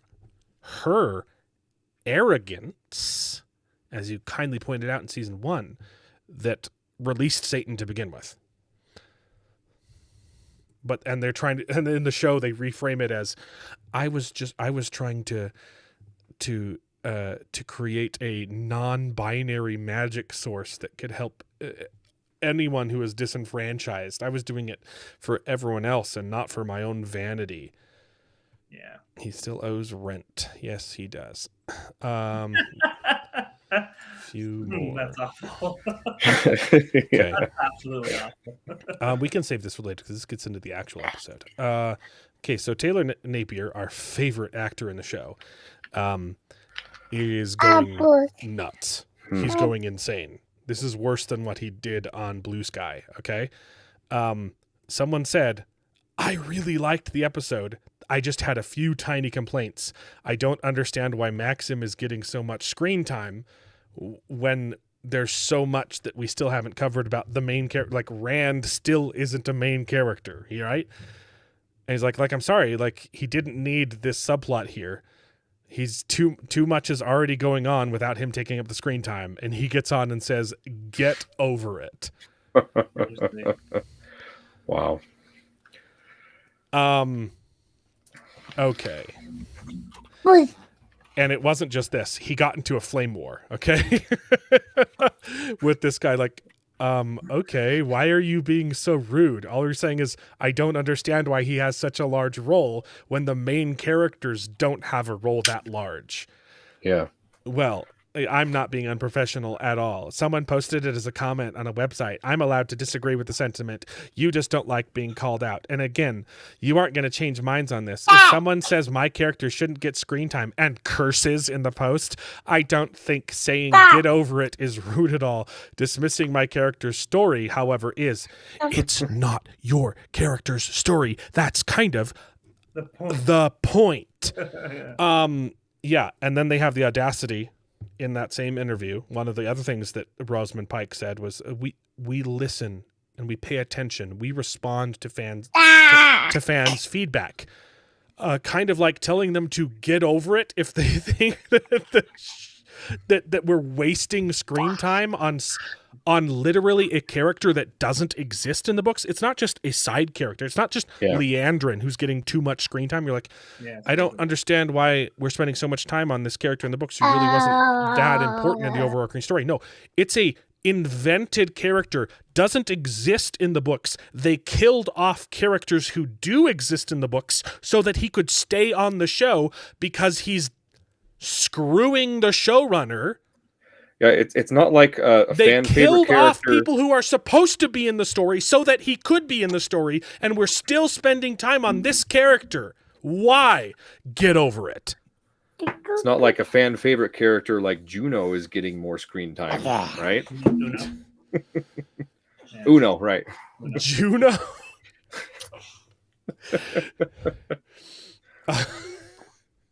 I listen to the audiobooks, okay? No, now I'm just seeing Elliot Page showing up in the Oh dear. Oh boy.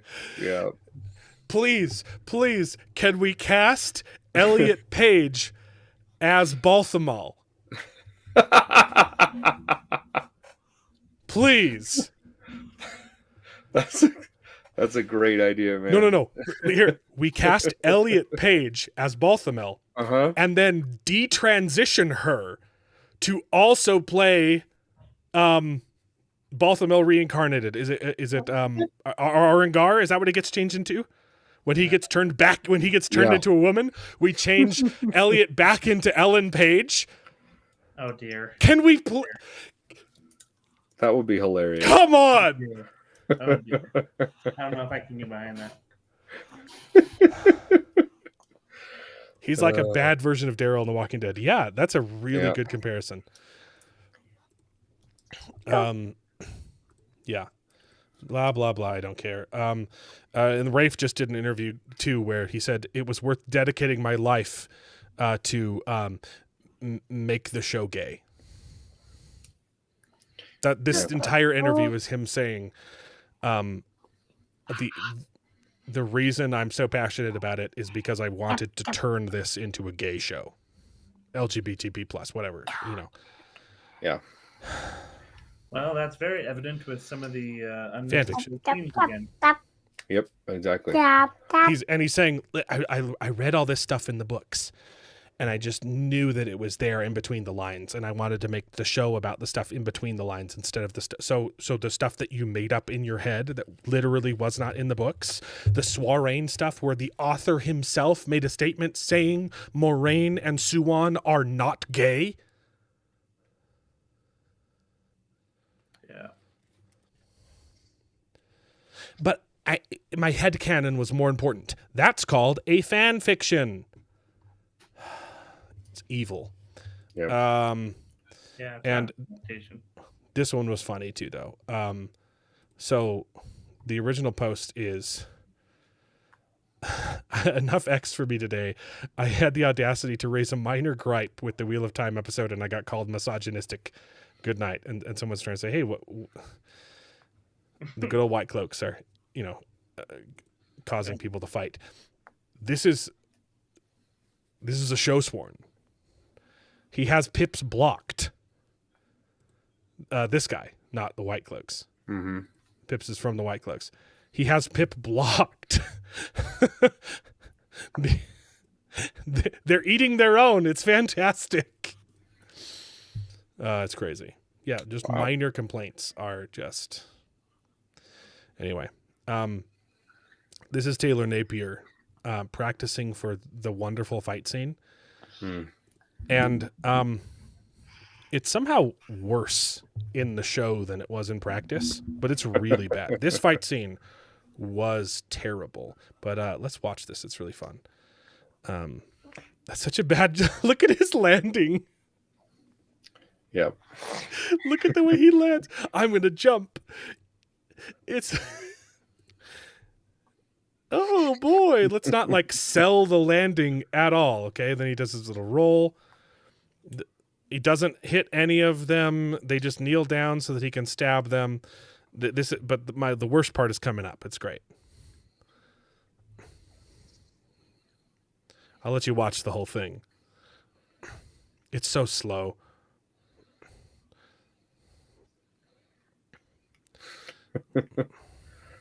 There we go. That's the one I really, really hate right there. He totally left himself open. I saw that too in the Yep.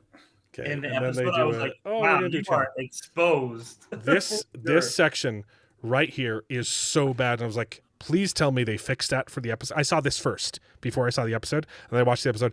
It's worse in the show, but it's really bad here. Okay. He goes, I'm going to turn my sword upside down for some reason. He sticks it out and then he holds it up and literally lets the guy stab him. It's some of the worst choreography I've ever seen. He goes, hit my sword. Now it's up here. Stab me, please. I'm going to hold it higher. It's so bad. Look, none of this is... Yeah. If you want to choreograph a fight scene, the people need to be trying to kill you.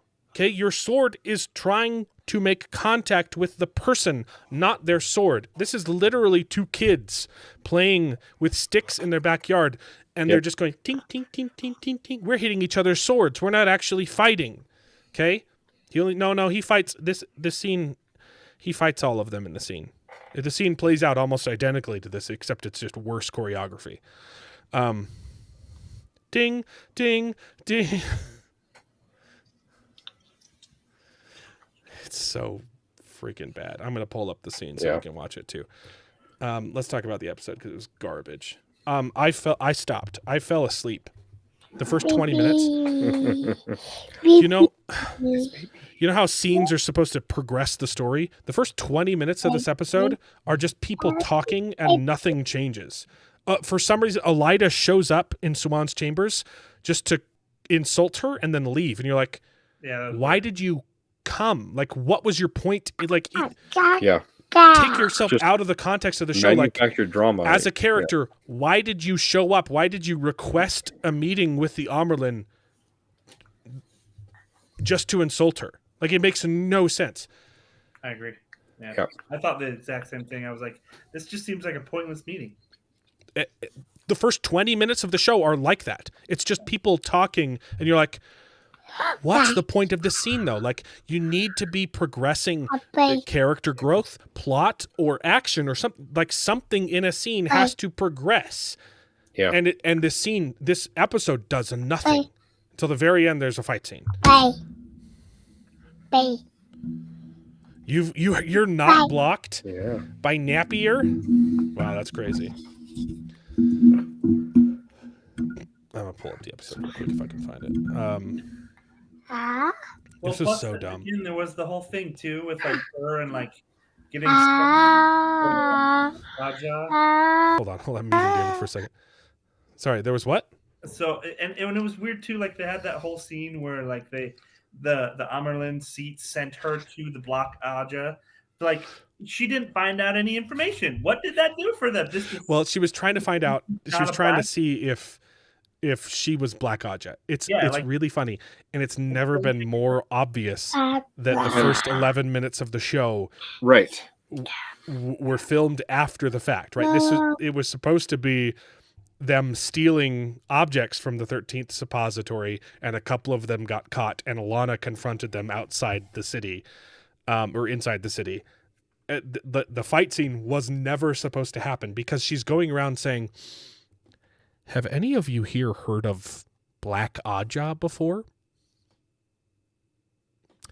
I want to see if I can find evidence of the Black Aja.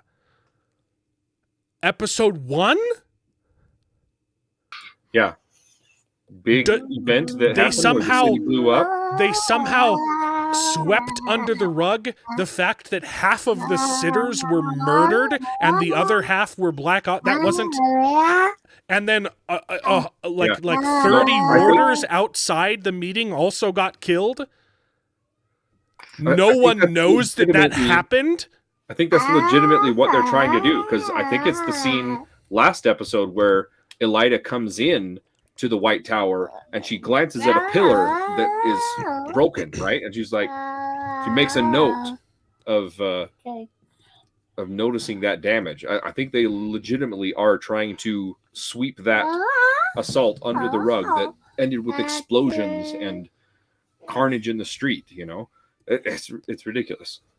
But not only that, though, their whole plan, it just proves that the showrunners have no clue about the oaths and the Black Aja, because they're like, hey, let's weed her out, because if she lies, then we know that she's Black Aja. She straight up kills one of the other sisters, which was against the oaths. Well, that's one of the things that she said too. They're like, let's see, if she's Black Aja, she'll either try and get information from them or kill them. What does she do? She tries to kill them and then get information from them. Yeah. But yeah, it's just so ridiculous. They don't understand. That scene pissed me off. Hey, shh. Okay. How do you? Let's see. Oh, I gotta go to work. I need to change the brightness because holy crap, you couldn't see anything in this episode. Yeah, a lot of it was really dark.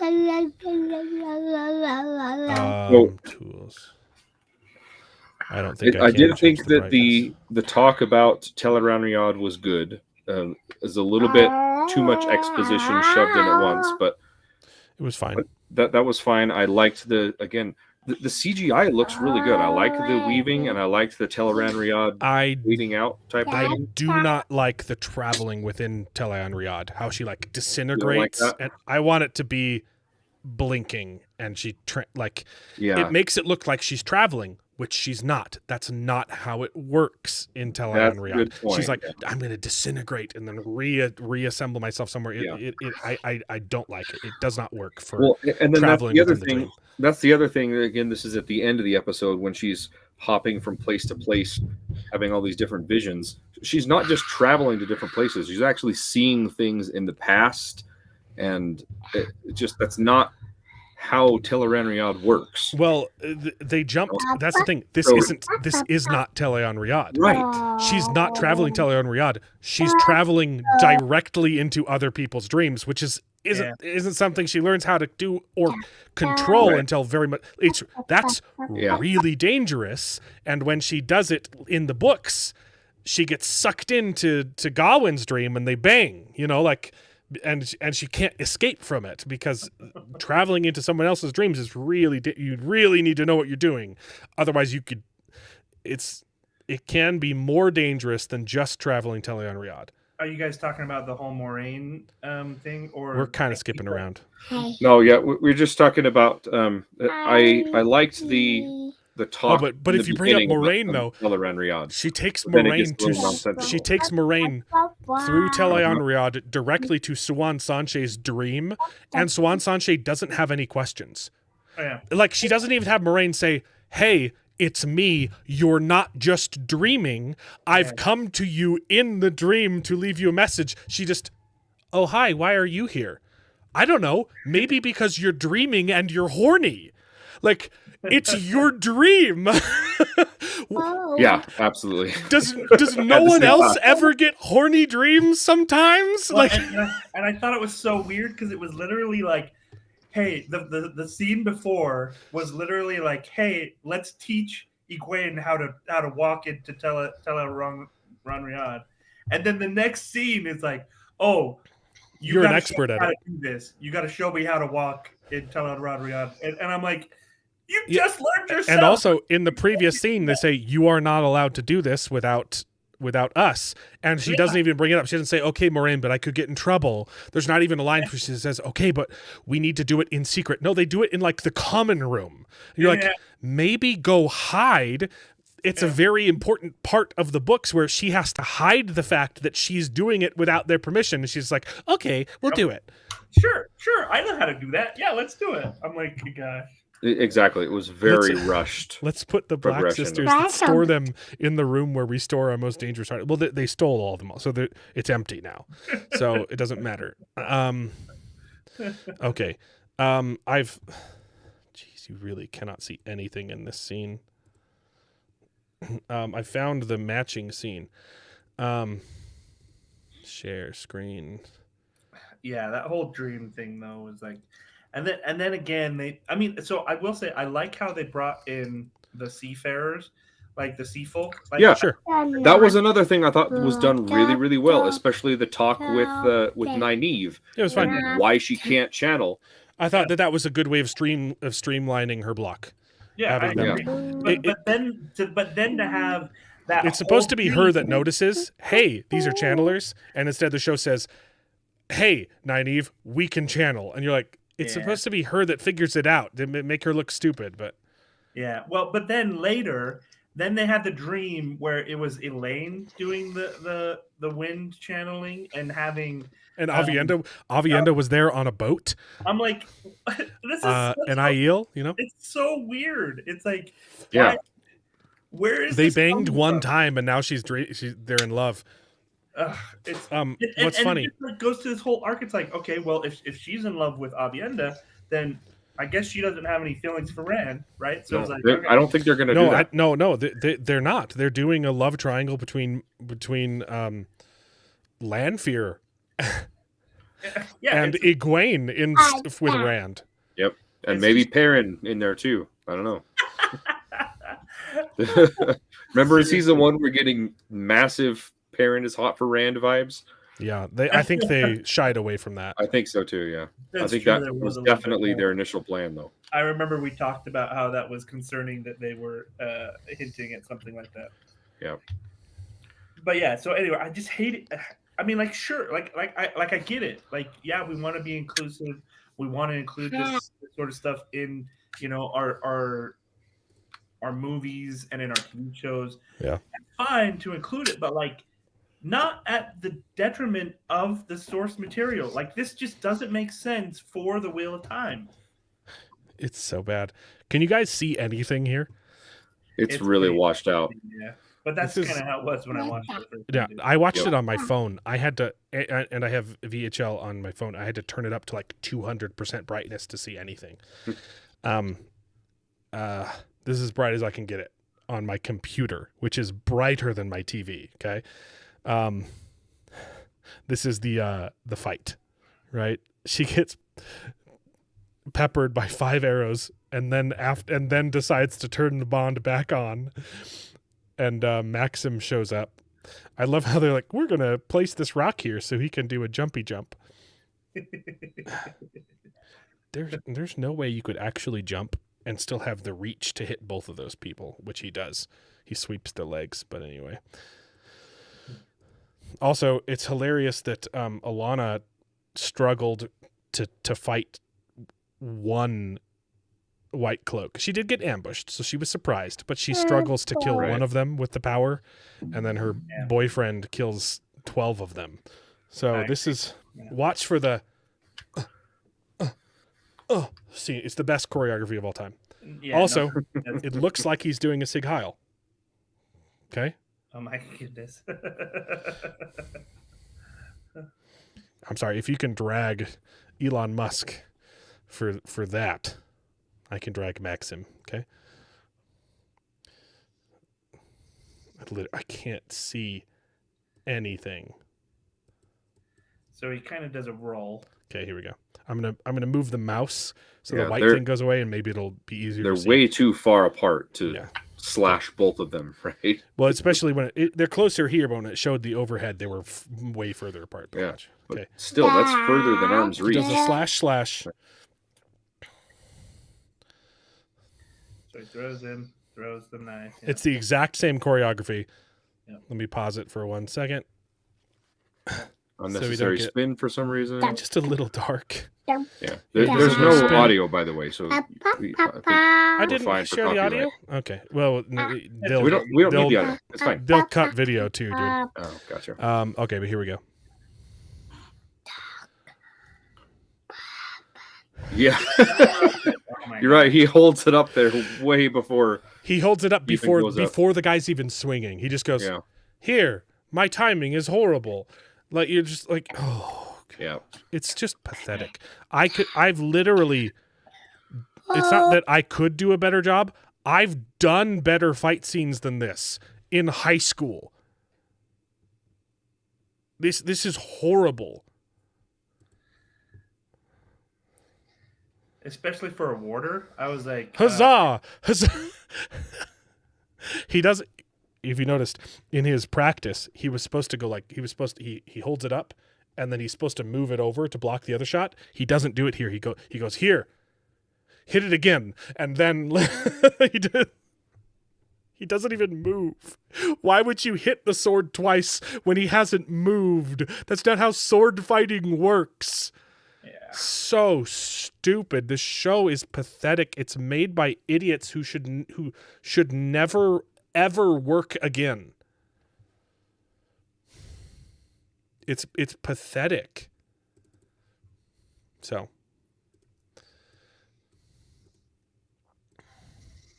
it's disappointing. But I wanted to like this show. So look, and you guys were there for it. Like I was shilling for this show. For season 1, I thought it was going to be good. I wanted with all of my heart to love this show. Yeah. And it is just some of the worst garbage ever. Also, what I do love, okay, so I'm trying to go back through and remember when they do the teleonriad scene, they instruct her on what to do.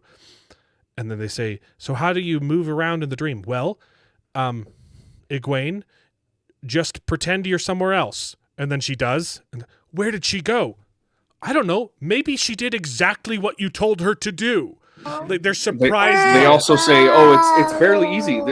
There's nothing to it. That's all you need to do is imagine." They don't even else. warn her that it's dangerous. Like, yeah, or say that it's going to take some. She comes back and you're like, "Oh, she's just going off, being reckless, doing this without." Hey, you're okay. Anyway, yeah, okay. It was ridiculous. Oh, so stupid. They killed Matt Cawthon's mom. Instead of Perrin's family being dead, they're killing all of Matt's family. So stupid. Well, but we haven't even seen anything from Perrin's family either. So yeah, well, they were taken to safety. Oh yeah, okay. Oh, I will say, I do like that it's not just Moraine who is awful to her warders, right? You got Alana saying, I'm here because you're not enough. I liked Ivan better than you. Oh. Well, at first I thought that was a little strange, but then she clarified it with that line and was like, hey, yeah, we have to do more. We have to prepare more. Right. But okay. Okay, Jared. Okay. You're married. Okay, if your wife comes to you and says, does this dress make me look fat? Your response is, you're never enough for me.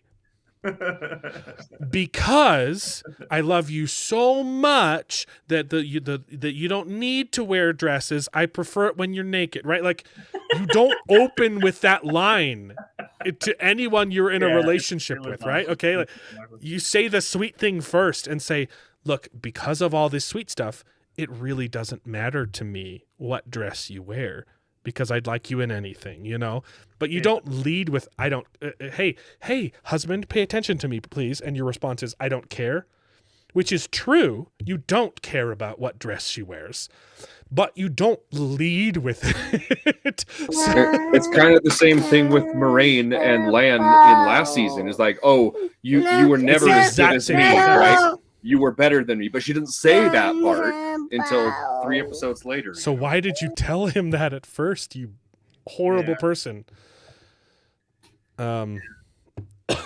Oh, I never finished what I was trying to say. It's because you're always better. Okay, well, just say that when you say that to begin with. Yeah, it's not that you didn't finish it. It's that you said the wrong thing and stopped talking, and now you're trying to retroactively make it sound talking better. and then walked away.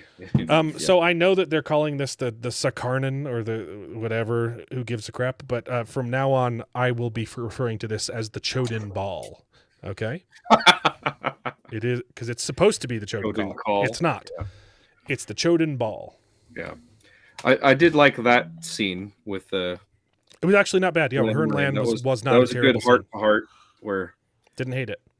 Of course, it comes from some contrivances that don't happen in the books or that aren't laid out for you like it is in the show, right? So it's a bit contrived, but I thought the dialogue itself was pretty good. Oh, and then you get Min is for some reason accidentally on the same boat as them. No. Yeah, I think last episode it shows her following them. Oh, she's following them. Okay. Yeah. It showed a mysterious person following them, and then immediately afterwards shows that it was Min. Okay. It's like, okay. We got to talk about this. So so they've got every single wave mistress has this the ear to nose piercing chain that connects the two piercings, which I think is a wonderful look. And I saw this in real life on Saturday. Okay, but it was way worse. Okay, I went to Costco, and they had someone trying to sell like the the auto renewal, your membership or whatever, right, out in front, and it was this very clearly leftist woman with blue hair, and she had the ear nose piercing and the chain connecting both of them. But she was also wearing a cloth mask. And it didn't go, the chain didn't go up under the mask. She pinned the chain through the mask to her nose. Weird. So she had an ear piercing with a chain going up, pinned to her nose through a mask. Wow. It was the craziest. It was insane. Wild, man. Why are you wearing a mask? Yeah. First off, why are you wearing a mask? It doesn't do anything. Second off, why have you poked a hole through your mask so that you can still have your stupid piercing? And why do you have blue hair? That's ugly too. But yeah. Just a little their own. Some people, I mean, Jeremy had blue hair, so when you watched it, they cut out the other fights. Interesting. I didn't get my version from Amazon Prime, so well, I saw it on Amazon Prime. Did they fight? Did he fight everyone in that scene? Yeah, I saw it. Maybe you just blinked. It's really dark. I understand. Maybe you just didn't see it because you couldn't. Okay. Yeah, no. I like I said, I had the same reaction. I thought it was really awkward that he had left himself open like that. Because as a warder, you would know how to sword fight, and that is a clear way to leave yourself open especially when you're fighting two opponents. Yeah, you would not do that. Right. I just realized this. I forgot that Abel Cawthon left with Rand's dad with Tam Althor. Tam Althor and Abel Cawthon left to go sneak Perrin's family out, leaving his own family to die. That is so stupid. Yep. If you're going to be a traitor, get your family out too. Yeah. That sucks. Oh, you're watching a YouTuber watch it. Got it. Yeah, that's a good way to do it too. Yep. Anything else in this episode? It was just so boring. It was so slow, so boring. I didn't mind the seafarers, but all of the conversations inside with the main characters inside the boats was just it was so stupid. I agree. It was so mainly the talking about channeling and Nynaeve's block and how she needs to, go with the flow of the power like the ocean instead of being planted on a mountain. I thought that was good dialogue. Yeah. But everything with the main characters was boring.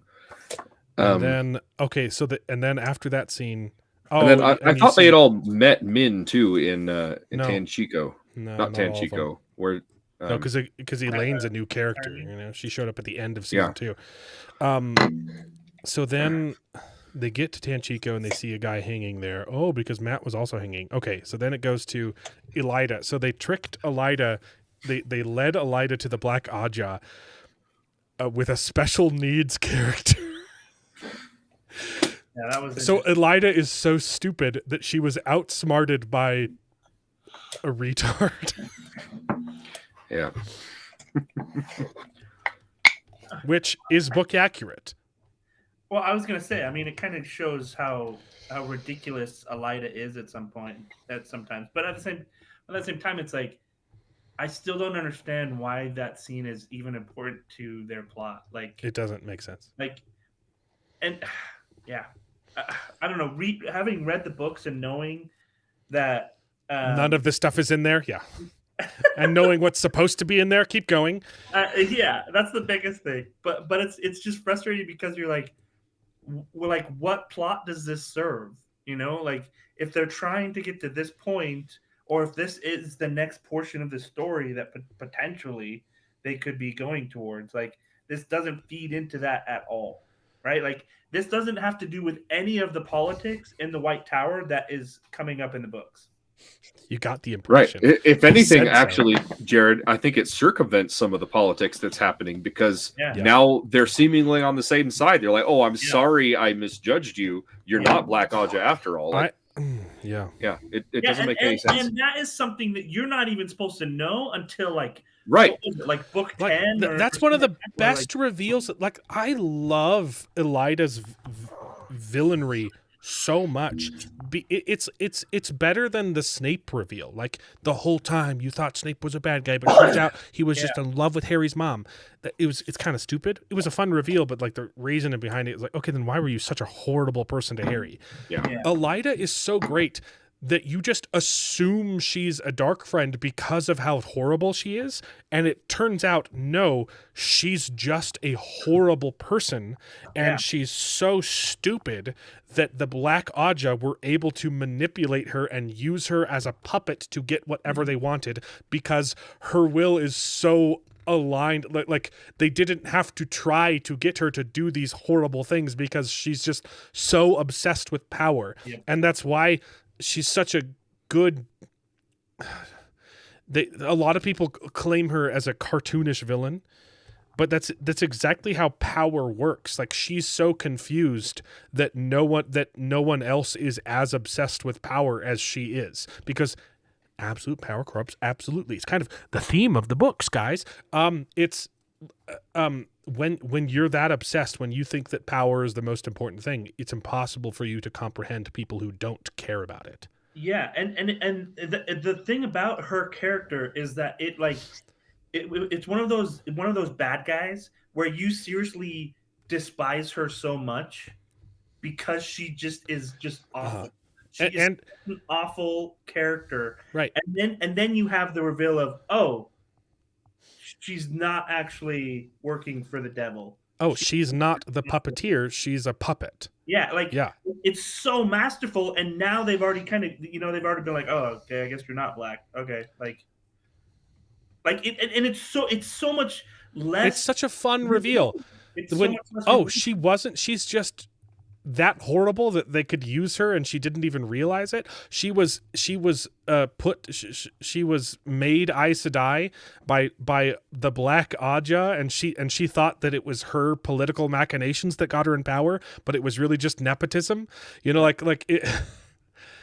It's so great. And she has the perfect end too, because she's literally brought down by her own hubris. It's her own pride that destroys her. It's literally her doing the thing that Swan Sanche does in season 1 of this show that starts her downfall. It's not all of it. There's a lot more fun stuff that I won't spoil for David. But that season 1 pissed me off so much when they had Swan Sanche make people swear fealty on the oath rod. That was Elida's unbecoming. She started doing that when she got power and it lost her everything. Yeah, sorry, David. I just realized I might have spoiled that by saying that she. No. No, David knew. No, David's gotten that past was one of the things. deposition. Yeah, I'm on books. I finished book 6, so I've got to that point. Okay, so she did already do that in book 6, because I was like, I don't remember when that actually happened, but I remember that it had to happen. I think it was the end of book 5, beginning of book 6, or something. Okay, I don't remember. But yeah, that has happened, and other spoilers that you're dancing around. They've already been spoiled to me on the wiki, unfortunately. So in the books, he actually does hide his family, which is so stupid that he doesn't do it in the show. Yeah. So another thing that I want to bring out that this episode that was really stupid is when Moraine goes to speak with Swan Shanche, right? And they specifically talk about how it was her job to find the dragon. And it was Swan Shanche's job to get the tower ready to back Rand al'Thor as the Dragon Reborn, right? Yeah. Mm-hmm. But that's completely opposite of what we saw in season 2, where Swan is having Rand on his knees, submitting to the White Tower completely, and she literally does torturing him, the thing right? that Elida does in the books. That is her downfall. Yeah. Exactly. It doesn't make any sense. They're like, it's just like this season they suddenly determined to like course correct and go back to more accurate from the books. But they've already screwed it up. They've already dug their grave, right? They've already dug their path, and then all of a sudden, I wanted to highlight this wonderful. This is my favorite scene because it's got just the best acting of all time. We will never betray our oaths or our sisters, no matter how many times you ask. I actually really thought that was good. Come on, dude, that's bad. It's so bad. I believe you. I believe you. Yeah, David mentioned that breaks the oaths. It depends on who you ask. It wasn't always in the oaths that you could use your power against dark friends. It might have been something that Brandon Sanderson added in the last few books. I don't ever remember reading it though, but I think some people have said, yeah, that line actually does show up when Brandon Sanderson took over. But for the longest time, it wasn't. And it's in the books. Like, even if they're going to war, they're fighting in wars, and the sisters still they still can't do anything because they're like, oh, but I don't feel like I'm in danger. So they throw themselves into the front lines so that they can get attacked before their oaths allow them to channel against someone else. So it did start with, apparently you can channel against dark friends. I don't ever remember that in the books. I don't know, but I guess it is. Seriously, like when Matt would have those battles, it would talk about how he wanted to have them, like he would set them up and purge, kind of like archers. Yeah, there's a big echo. Since So, you're sharing the sound, sorry. Both of us are echoing. There you go. Thanks, David. Probably should have pointed that out first. Yeah. So ignoring it. yeah. So the three oaths, according to the Wikipedia, is speak not that which is not true, right? So don't lie. Yeah. Make no weapon for man to kill each other, and never use the one power as a weapon. Except in defense of except in your self-defense life or against order, yourself or your or warder. another Aes Sedai. Or another Aes Sedai. Right. But there is a except against dark friends, right? Or shadow spawn, but it wasn't. It was because I was sharing. I don't know. I guess so. But she's still raising it against another Aes Sedai, even if it's shadow. I don't know. Whatever. They're dark. Yeah, it's kind of debated too, but yeah, I just thought that was because the reason that they're in Emmonsfield. Who knows? No one knows why. Yeah, no one knows. Well, they did say they're looking for more sisters, right? I don't think you finished. your comment for 198. Thank you so much. The show, is there a previous? You're gonna have to. I don't know what you're trying to say, Mark. Arc. Oh, Arc. Yeah, I'll get to Arc. Yeah. The show Arc. What are you trying? Are you just trying to get Jared fired? What are you saying, Mark? Well, he did seem really optimistic with his first super chat. So yeah, well, Mark said he started watching the show and he didn't like it. I watched a lot of it, and it's okay. I'll talk about it in a second. It is not good. Okay, all right. Oh man, I think he did it on purpose. Yeah, I think so too. Okay, I see. So, all right. So, Jared, that was 3 super chats in one. Well, he wanted to reach the goal. He wanted to reach the goal. So, Jared, if you could just drop in the chat your employment information, please, and we will start a campain to write some send them letters. We'll send them letters and try and get you fired so you can do the show full time with me. Okay. Thank you. You guys are so kind. Thanks, Mark Clark, for helping get Jared fired again. I would have a lot more free time on my hand, wouldn't I? He came back. No, Here's the thing. If I got fired, I probably wouldn't have a lot of free time because I would be studying like crazy to actually get licensed. Yeah. So so you could do it yourself, yeah. Yep. She's murdering in cold blood. Yeah, here's the thing: the people defending the show were trying to say, like, "Hey, she clearly said she was a dark friend, and that's why." So even if the stipulation is there, which still is murder, right? Her life is debated, not in danger, right?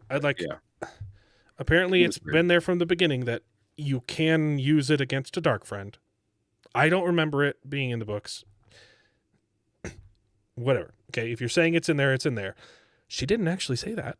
She didn't actually say the words, "I'm a dark friend." She just said, "I will never betray my sisters." Okay, you're dead. Yeah. Yeah, I think there's just lots of... Yeah, here's the thing. A lot of people go to the big white book, and that's where it first mentioned the dark friends thing. I don't remember it in the actual books. Because it's not mentioned in Path of Daggers. So, and that could just be they just don't mention the whole oath, when they say it, paraphrasing it. Yeah, back me up, Alex. I don't remember them ever saying that in the books. But even if they did, she didn't exactly say, "I'm a dark friend" here. Okay? But either way, Elida doing this is significantly less egregious than Moraine destroying the entire Shan-Chan fleet in the season 2 finale unprovoked. Yes, when she just had a passing thought that it could be Rand breaking the oaths. Yep. Swan Sanche attacking Rand unprovoked, completely breaking the oaths. Okay, it's not the first time we've seen the oaths just shattered because the show writers are idiots. Yep. Has the show actually explained those oaths? Oh, okay. Yeah, it showed Moraine. It showed Moraine renew all of her oaths, right? And then she did the other one on top of it, right? Okay, so it is in the books. Or did it just show? Okay. Okay, it was always intended. Okay, cool. I don't remember in season 1 where, or season 2, whenever it happens, does she swear all of the oaths and then the additional oath to Swan Sanche? Season 2? No, she's already sworn the oaths. It's just an additional oath.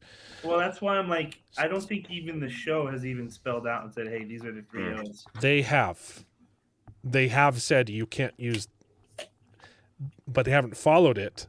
And when they said it, they didn't mention the dark friend thing. Well, yeah, so that's what I was going to get at, is essentially like, if that is the case that they have brought this up and they've mentioned the 3 oaths and now they're not following them, like, then I think they're clearly that's an issue, right? Is like when they bring in lore and then they don't actually follow the lore. Mm-hmm. It's also like, I also kind of think Moraine broke the oaths this episode too, when she goes and talks to Suan. She says, I have 2 things to tell you. The first is this, and that's all. I'm not going to, and she pretends like she didn't say that there were 2 things because she doesn't want to tell her that she's going to die. That's kind of lying, isn't it? Like not if it was just omission, that would be a thing. But she physically says, and that is all, which is not true. Yeah. Yeah, that's a good point. So it was always intended that you could use it. It's part of the oaths. You can channel against dark friends. It wasn't always said, though, and they have not said that in the show. So it doesn't even matter if it's in the books. If you're not saying it in the show, it makes it look like they're breaking the oaths, even though technically this wouldn't be a faux pas. Well, and then just with the rest of the scene too, like it's just weird that then the gray man shows up and kills him, and you're like, and he's not even gray. He's just Jacob Carradine for some reason. I thought they did a good job with the gray man in the previous episode they did, and then this one's just like a normal looking dude. I mean, I guess he was wearing gray clothes, but his skin wasn't very gray. This is not a gray man. I hate how they've done the gray man. Yeah. Okay. So occasionally when they mentioned the oaths in the books, that part was left out. Okay. Got it. Yeah. Moraine violated the 4th oath. Which one's the... Hold on, now I'm getting all confused. But okay. Anyway, the show it sucks. It's donkey doo-doo, and it's poopy. One other thing I don't know if we mentioned, because I had to leave, I think, the episode that Fael showed up. I hate her casting so much. She is it's bad. So annoying. And I get she's annoying in the books, but her annoyance in the books was more... she's a girl and Perrin doesn't understand girls, right? Yeah. And that was where the annoyance came. This is just an insufferable character. Well, later in the books, she becomes a little bit insufferable too, but I don't think it's all her. I think it's just that her plot line just took way too long to she was kind of in limbo for a really long time, and it lasts like 4 books, and you're like, can we please get Perrin doing something interesting again instead of just the same thing over? It just took way too long to. It's not a bad plot line. It's a good, interesting thing that happens. It just takes way too much time, and you're like, can we... Perrin used to be cool. Yeah. Well, and then there was the dream too, where Perrin was making the head of the axe, and he doesn't see Egwene. He doesn't notice Egwene. It's Perrin. He's in the wolf dream, otherwise known as Telion Riad. He wouldn't even be in his own dream, so it would be hard for her to find his dream because he's not going to be in it. He's traveling the dream world, and he doesn't see her in the dream. It's these little things where you're like, okay, these people, they know nothing about the books. And that's not even like a little thing. That's not even like a deep cut. That's not something that you have to like search the text to, oh no, I accidentally got this small detail wrong. That's a huge thing. Yeah. I agree. Yeah. Okay, how does he stabbing Elida confirm she's not a dark friend? I don't think that's what it was. They were setting her up. It's dumb because they're trying to say that because she showed up and started torturing them, that means that she's not a dark friend. Yeah. They were trying to... The gray man came out of nowhere. The gray man was not part of their plan. They were trying to see if Elida was a dark friend or not. And so they said, we're going to send her to these people. The problem is they are bad writers, and they said, we're going to set her up, get her to find the Black Sisters, and if she tries to get information out of them or if she tries to kill them, that will mean that she's a dark friend. And then she finds them, kills one, and tries to get information out of the other, and then they say, oh, that means you're not a dark friend. It's really like they're not good at writing, okay? And then Gray Man shows up, stabs her. Yeah, I don't understand where they're taking her character at all. Like it's dumb. It just feels really off. Oh no, I know what they're doing.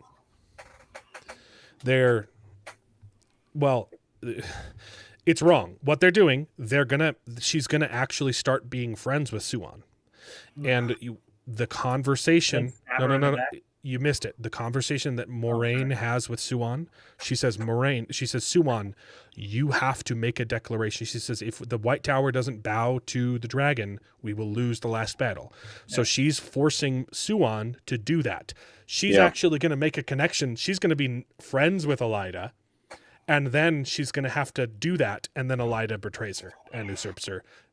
She's like, oh, but that's betraying, in her own words. If I actually did that, then I would have to be deposed. It's really stupid. Yeah. Yeah. That's true. And remember, this is Rafe Judkins' favorite character, Elida, and she's completely wrong. So I don't understand what he liked about her in the books, because none of that is present in the show. Yeah. You're adapting your favorite character and completely changing every single aspect about her. How is that your favorite character? Yep.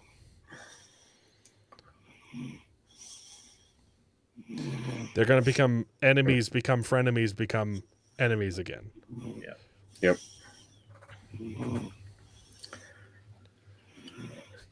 Kid is snoring. Yeah. Shoot, I was going to look something up. Oh, okay, that's what it was. Oaths. I thought there were only 3 oaths on the oath rod. What are you talking about? The 4th oath? Is her fealty? The 4th oath with the fealty, yeah. Because I don't remember, because I'm pretty sure. Well, she uses it against her in season 2. Suan says, "You made an oath to me. You can't fight me," and she tries to use compulsion on her. But will they scissor? They did. They literally scissored in this episode. So, what are you asking? Okay. Yeah, this episode sucks. And what is it? This is episode 5 or the 3 or it's or 5? 6? Yeah, It's 5. So we have 3 more weeks of this 3 crap. more episodes. So, okay. All right. Do we have the episode names already, right? Let's see what they're trying to do with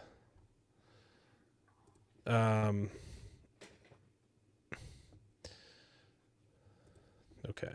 Season 3. What episodes? Okay.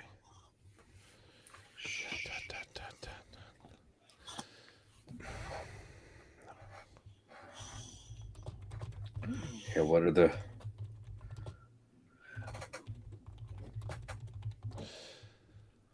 Oh, wait, no, I have it. Also, again, we were told initially that season 2 was going to be books 2 and 3. Yeah. And this was supposed to be book 4. Nothing from book 4 has... But they're still in... No, the Io Waste. They're in the Io Waste. Oh, that's true. Okay, that's right, because they're splitting them up and doing... David, they adapted one scene from book 4, which was last episode. Right. Because they're skipping Kalendor for now. They mentioned it. Yeah. Where was someone? They released the titles of the episodes, but it's not on look it up Wikipedia. It's not on Wikipedia. IMDb might have it. List of Wheel of Time. Okay, no. Episodes. That's not it. Okay, season 2, season. No. Okay, yeah, I've got it. Yeah, it's on IMDb. Season 3. Okay, so this episode was Teleon Riyadh. The next episode is The Shadow in the Night, and then Golden Eyes, and then He Who Comes with the Dawn. So episode 7 is going to be the Battle of the Two Rivers. Right. Episode 8 is going to be He Who Comes with the Dawn. I don't know what this next I honestly have no idea. It's probably gonna be mostly White Tower politics crap. A little bit of Tanchico stuff. I'm assuming they're going to pepper in Tanchico stuff with the Golden Eyes episode. It'll be half Perrin and half and then maybe setting up a finale, and then they might include some of that of the Tanchico stuff in episode 8. Episode 8 is probably going to jump between Rand and what they could do. Episode 7 might be all Perrin, and then episode 8 is both Rand and Tanchico stuff climaxing. So episode 6 is going to have to be like no Perrin. Yeah. What do you think they're going to end episode 8 with Rand? Is he going to clash with the Shido? Well, what's the Shido? So we know that episode name? 8 is very divisive, and I think I know what it is. They're bringing back Tom Maryland. Actually, I think we actually get a glimpse of Tom Maryland in episode 6. Wait. When does he come back in the books? He comes back. Oh no, wait. He comes back in book 2. He disappears in book 1. He's back in the next book. I know. I was gonna say because he goes to the Queen. He goes to the Queen and Matt finds him. Matt runs into him. Yeah, and he has his whole thing with the Queen because him and the Queen. I forgot all of that stuff. Episode 6 is probably this next episode is probably the musical episode. You guys are ridiculous. Please, it's going to be Ruark singing now. Ruark, that's his name. Yeah, he has a girlfriend in book 2 who gets killed. He's just hanging out. Yeah. He finds some random floozy, and they're just hanging out in an inn. And dark is it Denna? The dark friend Denna from season 1? Did they repurpose her? Okay, I don't know. I can't remember his girlfriend's name. If it's Denna, I think that's hilarious that they turned her into a dark friend. But yeah, he's shacking up with Denna apparently, and then she gets killed by baddies, and then that's right. I remember that. He's with Denna was a slim and pretty Kyrian woman, and Tom Maryland's lover. Wow. Denna the dark friend. That is funny. Mm-hmm. That's I did not catch on to that in season 1. Yeah, he does some stuff with Matt, and then for the rest of the series, he pretty much follows Elaine around. Yeah. He goes to Tanchico. He's basically like her guardian. He's trying to make sure she doesn't kill herself. In Tanchico, he does the circus act with her. He goes to Kyrian and stuff with her. So yeah, where is he? Why isn't he? Why aren't they? It's like, what is going on? Well, because you guys interrupted me with stupid questions. Oh, I'm sorry. I believe Tom Maryland is cast. He's part of the cast of this next episode, episode 6. Tom Maryland is going to be he's going to be in the Isle Waste. He's the Gleeman who shows up in book 4. So they're replacing the Gleeman from the Isle Waste in book 4 with Tom Marin, who's also a Gleeman. Oh, the Gleeman. I thought it wasn't a Gleeman. It was a Tinkerers. There is a group of there. It's not Tinkers. In the show, it's Tinkers, and they're all dead for some reason. In the books, it's merchants, and they are accompanied by a hot chick, who turns out to be Lanfear, who's trying to hit on Rand the whole time. That's right. And they're also accompanied by a Gleeman, who is now going to be replaced with Tom Maryland. Wait, because has it sunk in yet, Jared? What's going to happen? No. You're forgetting who it turns out the Gleeman is actually someone else. Yeah, he's Asmodean. Yeah. Tom Maryland is Asmodean. Well, that's what I was going to bring up. Is like, wasn't the Gleeman also? He was a he was a Forsaken. They're turning Tom Maryland into Asmodean because there is one. There's only 8 Forsaken in the TV show. And they've mentioned 7 of them by name. If they do that, they have completely slaughtered Tom's character. Oh, what else is new? Tom was amazing. Tom was so cool. Yes, but he's a freaking Gleeman. yes, but, Jared. Oh my gosh. But what if they actually make Tom Maryland awesome in the TV show? That creates a problem, doesn't it? That creates a really big problem because he's supposed to marry Oh shoot, who does he marry? Moraine. Or Moraine. Well, yes. And they can't have that, can they? Sorry, I spoiled that for you, David. I forgot you hadn't gotten that far. Well, I've gotten that's much further down the road. That's a little bit. That's like I've the gotten last the like, 3 reveal books. with him and Morgaze, which is good Yeah, stuff. he's Morgaze's ex-lover. Yes. Yeah. He's and quite possibly Elaine's dad. Elaine's dad. Yeah. It's unconfirmed. See, but there's none of that's going to be in this story. No, absolutely not.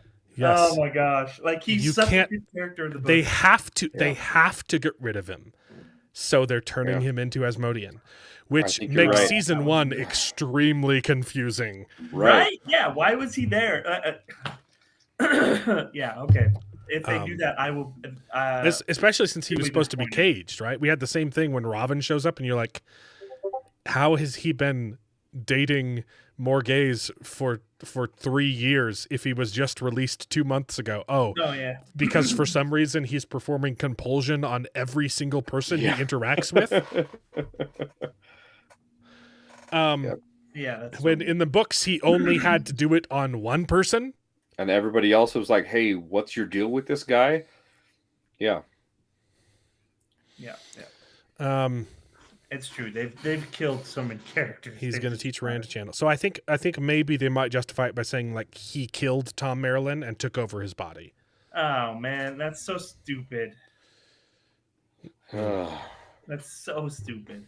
Or they might justify it because in the books, Ishamael was only half caged. He was able to influence the world for like 40 years. Every 1,000 years he was released and could influence the world for 40 years until the cage was actually broken.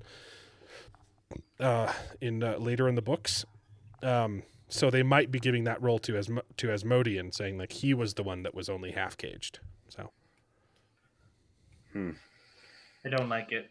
Yep, me neither. They said that the finale is extremely divisive.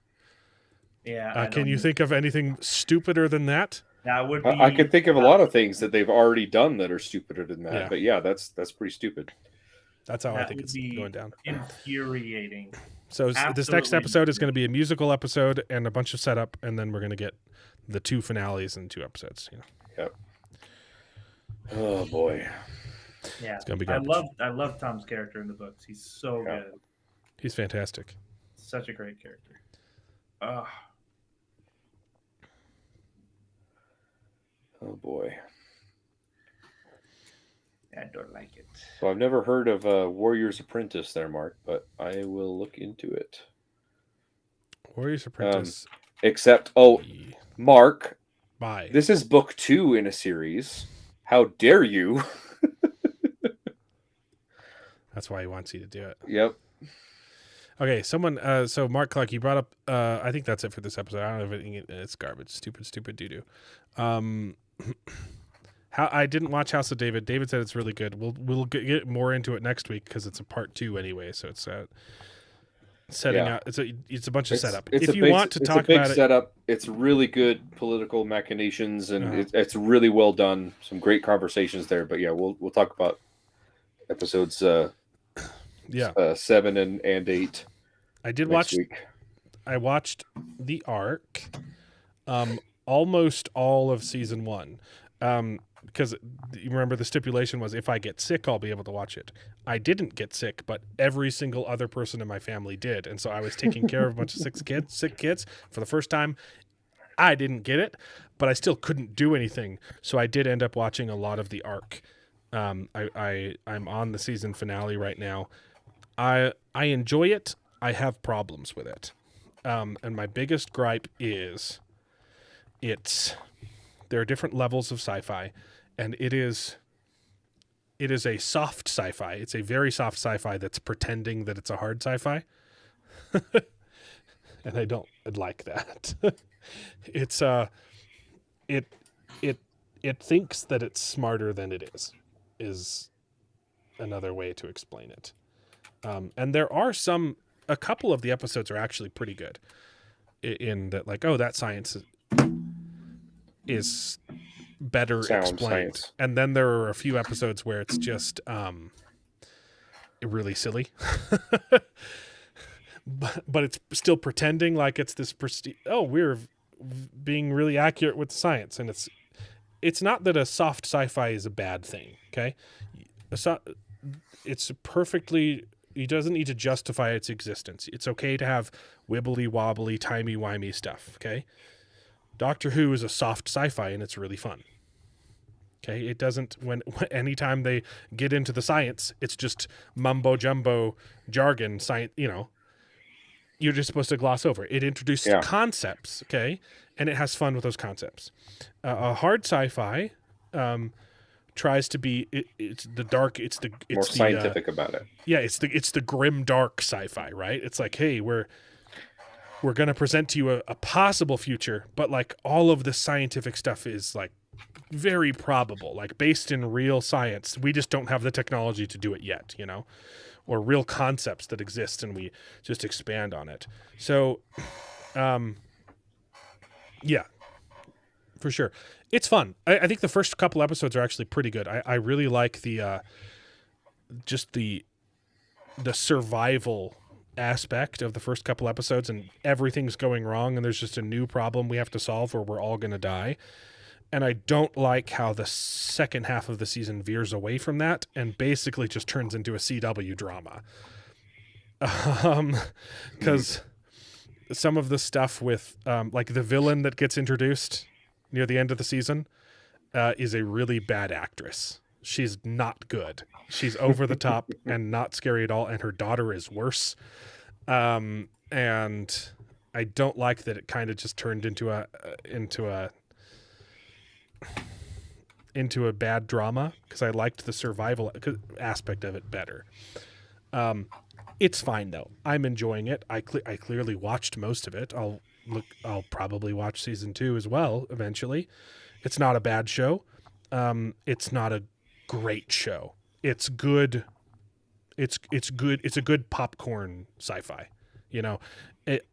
It's a show you can have on in the background, not pay 100% attention to, and maybe get some work done on the side while you're watching it. And it's fine. I like most of the characters too. Like a lot of the casting's pretty good. I thought that the nerdy science girl, who's clearly like autistic, was going to be annoying, and I actually really like her character. The best character is the nerdy science boy, and he doesn't get nearly enough screen time, and I don't like his story arc at the end of the season. It's just kind of silly. And the hot guy is pretty cool. The other the co-captain who's attractive, I like him, and the engineer lady is fun. My biggest complaint, I can't remember if it was like episode 3 or 4 or 5. I think it was 4. This was the culmination of the this is bad sci-fi was when Alan is gay. What? No, I am not. Look, he's a very attractive actor. I'm not saying I'm attracted to him. I'm saying he's a traditionally masculine, attractive character, and I like him. I like how he's a good character. Every once in a while there's times when you could admit that a male character is an attractive man, without being physically attracted to them personally, right? Neil Caffrey. I've got to say, we gathered you liked. I'm not gay. Okay. Yeah. Henry Cavill, Yeah, Hugh Henry Jackman. Cavill, super hot. I wish that I was as hot as Henry Cavill. I'm not. Okay. Okay. The biggest problem, I think it's like episode 4. It's when they're trying to find more fuel. They're running out of fuel, and they're like, okay, we found a source, but we don't have enough fuel to get there. So we don't have enough fuel to get to where the fuel is. Basically, they're on a spaceship. They get woken up too early because their spaceship is falling apart. And so all of the smart people die, and you're left with the second smartest people, the crew, and they have to step up into leadership positions and figure out how to survive, how to stop the ship from falling apart, and how to get to where they were going with enough fuel, with enough, food, with enough water. So the first half of the season is really great. They're solving their problem solving survival, and it's really fun. Mm-hmm. And then it turns into a little bit of drama. Okay. But one of those episodes in the first half is really stupid. They're trying to get to the fuel.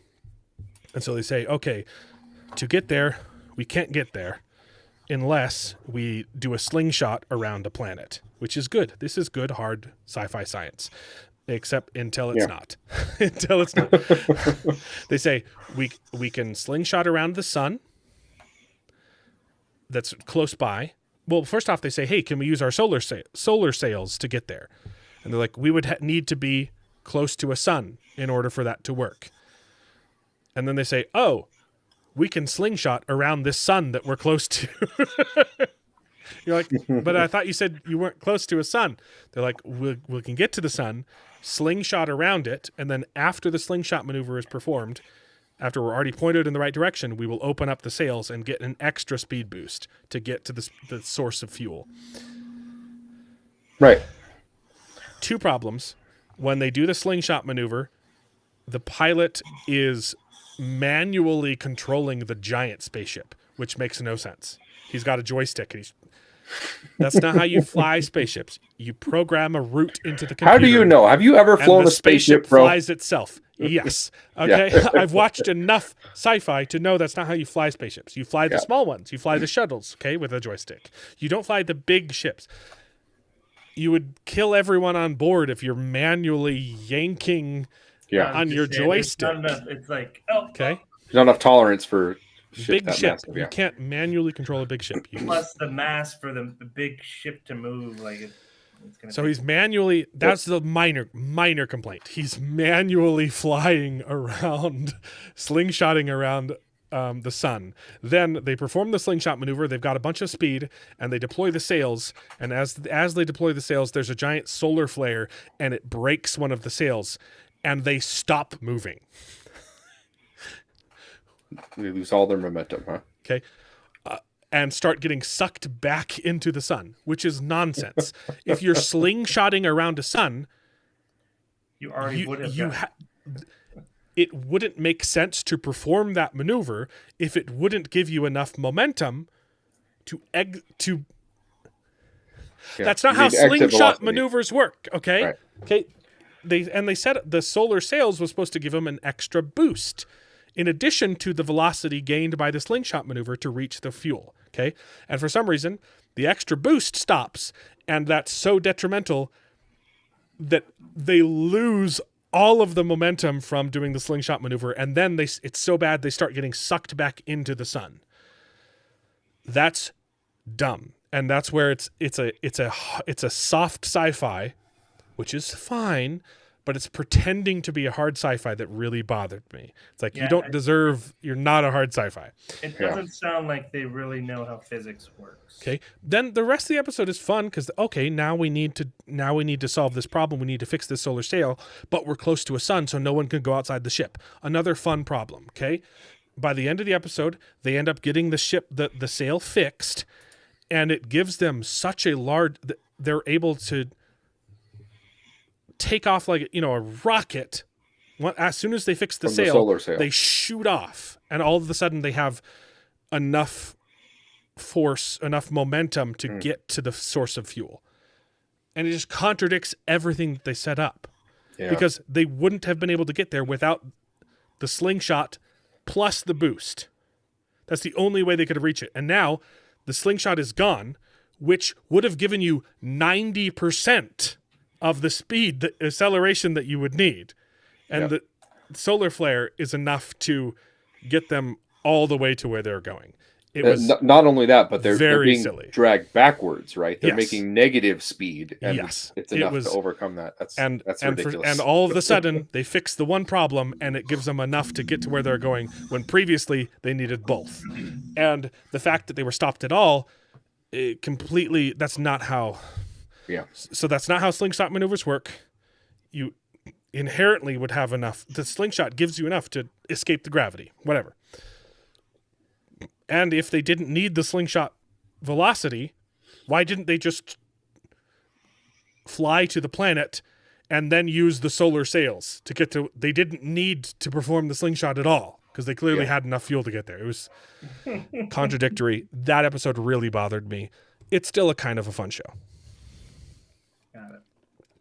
Mark Clark couldn't get past episode 1. He did not like it so much he made 3 separate super chats saying how much he didn't like the show. Yeah. Mm-hmm.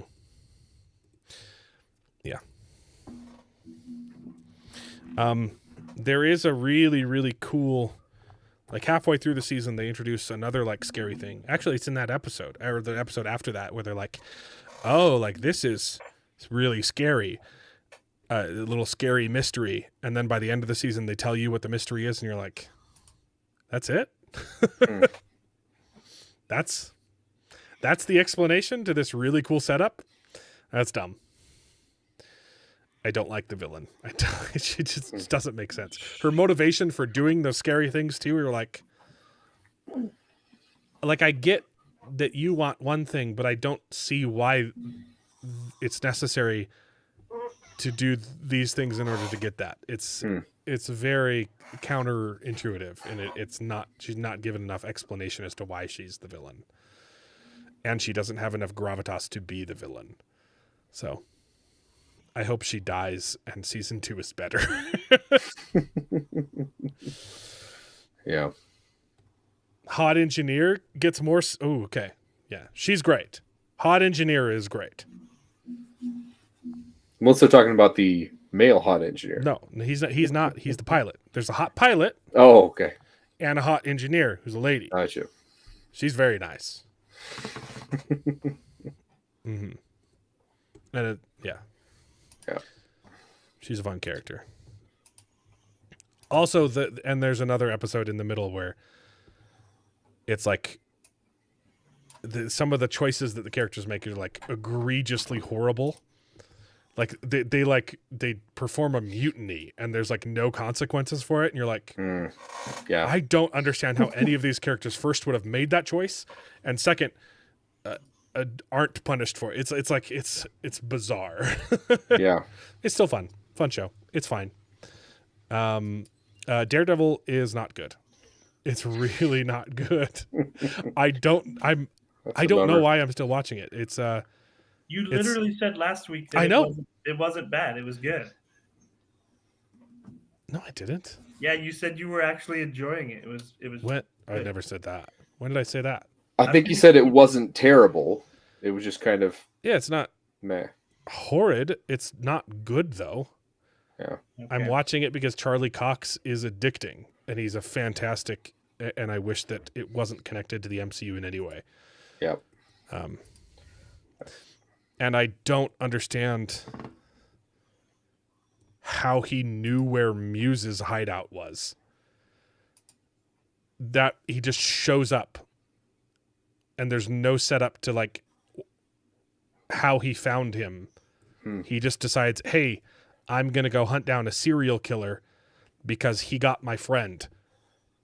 And it doesn't explain how he found him. He just shows up, and there's like a police force dedicated to finding the serial killer, and they're not able to do it. And Matt Murdock, his friend, gets kidnapped. Okay, now it's time for me to put on the suit and save my friend. And he just knows where Muse is. He's known where Muse is this whole time, I guess, and didn't tell the police. It's nonsense, and it's Weird. Not that. It's because the writers are bad at writing and they just forgot to include an explanation. No, shoot. Yep. Either that or it just got left on the cutting room floor. Like, oh, I didn't say I was attracted to Charlie Cox. We'll fix it with ADR. I'm saying he's a fantastic actor, and he gives a crap about choreography. Yeah. Okay? I'm not gay for Charlie Cox. That's who played Daredevil, right? Yeah. Yeah. Yeah. No, he's a good actor.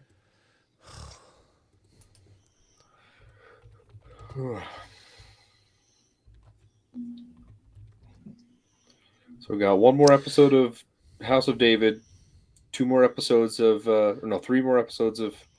Look, I'm already getting screwed by Spencer Cox. Okay. Yeah. I don't appreciate these gay accusations of me and Charlie Cox.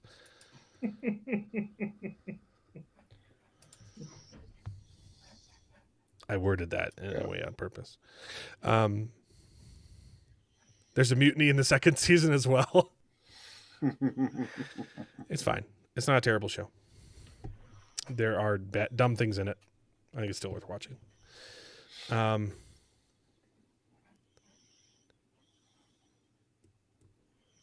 People are petitioning to have the Giant in the 3rd season of Reacher play Kurgan in the Highland reboot. Isn't that, correct me if I'm wrong, is it Henry Cavill doing Highlander? That's what I thought, right? I don't think that was. I think it is. I think. Is it? Yeah. That guy's a giant, though. That's for sure. He's huge. Yeah. It's Henry Cavill. Wow. Okay. I've only seen the Hopefully first it doesn't movie. get canceled. I've only seen the first movie. I know there's like 6 of them, and I also know that they aren't very good. The first movie is dumb fun though. Yeah.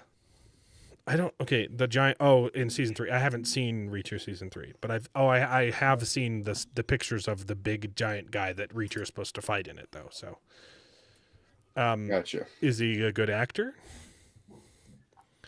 I mean, he's a big giant man, and he played a big giant man. Cool. Sold. I liked the Highlander movie. It was stupid and fun. I have a House of David question. Yeah. In the Bible, is there more than one giant? No, it's just Goliath. It just mentions Goliath. Yeah. Well, it does mention giants though, like not part of the story, but yeah, there were giants. That Goliath was the only one that was involved in this story. But yeah, there are other giants. They're not named in the Bible though. Which is why I thought that part of this show was actually interesting, because they like it. I mean, because that always interested me when we read that part in the Bible. It was like, oh, like what happened to them? Like, where did they go? Yeah, it's hard to tell in the Old Testament stuff. You like what's like metaphorical too, and what's become like slightly mythologized and But it does answer your question though in this one. I guess do I think that Satan was a physical snake? No. Yeah. Absolutely. Yeah, we'll get more into House of David next week. Do I think the Aelfin and the Ylfin in the Wheel of Time are going to be just real snakes and real foxes? Absolutely. Do you think we're going to get them at all? Yeah, I think they're going to be actual snakes and foxes. I don't think we're going to get them because we were supposed to get them in Ruidion with Matt. No, that was supposed to be Matt the first time didn't go to Ruidion. Right? He's going to go to. But he is going to go to a door frame. They've set it up too much to not do it, unless they're just Easter eggs for some stupid reason. They set up the hanging, dude. He's going to get hanged in Tanchico. There's because they're going to a place to retrieve an Angreal. There's going to be another door frame there. So they've hinted out there was a door frame in the 13th Suppository, and there's going to be another one in Tanchico, and he's going to fall through it in a fight, and he's going to get hanged. Yeah, and he's going to get his. Because they've already shown the fox head medallion too. The Aelfin looked like hairless cats in the books. Yeah, it's fun. I kind of envisioned them as kind of like a jackal, you know? Oh, like the I imagine they're like the Egyptian, like a man with the head of a fox Scrolls. or something, you know, or the head of a snake. I just envisioned the Egyptian gods anytime I thought of the Elfin and Neilfin. That makes sense. Well, I think it would be interesting if you did a Bible book study side channel show. Kind of embarrassed at how little I know. Yeah, that would be fun if I had time to do that. I would enjoy doing it. I actually thought about doing that at one point, but I wanted to do like professional animations and stuff like that, and it's a lot of work. Yeah. I mean, there are lots of channels that do that kind of stuff too. Yeah, that's true. Yeah, there's some good ones. People portray them as fennec foxes. Is that a type of fox, or is that like a type of fox? Anthropomorphic fox. Oh, with the big old ears. Like, I like that a lot. Sure, but it needs the body of a man. I like that. The head of a fox. Right. But like hunched over. Tell us your secret. It's the foxes that tell you answers to questions, right? And the snakes that give you boons? Or is it the other way around? I think you are correct. And also, do I remember if it's the Aelfin that are foxes or the Eelfin that are? Nope. I don't I don't remember which one's which. Okay?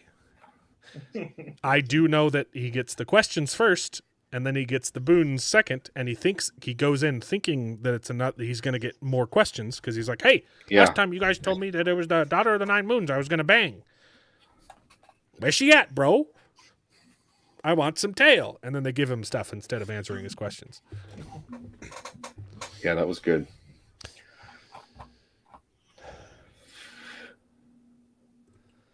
Man, I love the books. It's been really fun rereading Crown of Swords. Anyway, was there anything else we needed to talk about? We'll go in depth in House of David. That was it. Week. And I'm not gay. So mean to me. Mark's a mean person. My goodness. My goodness. David's gay, not me. I'm holding physical proof that I'm not gay right here. Jared? Jared's gay. Oh, now I gotta talk to your mom. Foxes answer the questions. I got it right. Yeah, there you go. Snakes give boons, baby. Yeah. I'm so good. So good. Have to get Jared fired. Yes. Please, write his business. Write his employers. Tell him he's a bigot. Tell him that there's a Nazi working for their company and that he needs to be fired. Oh, Jared does have hair long enough to braid.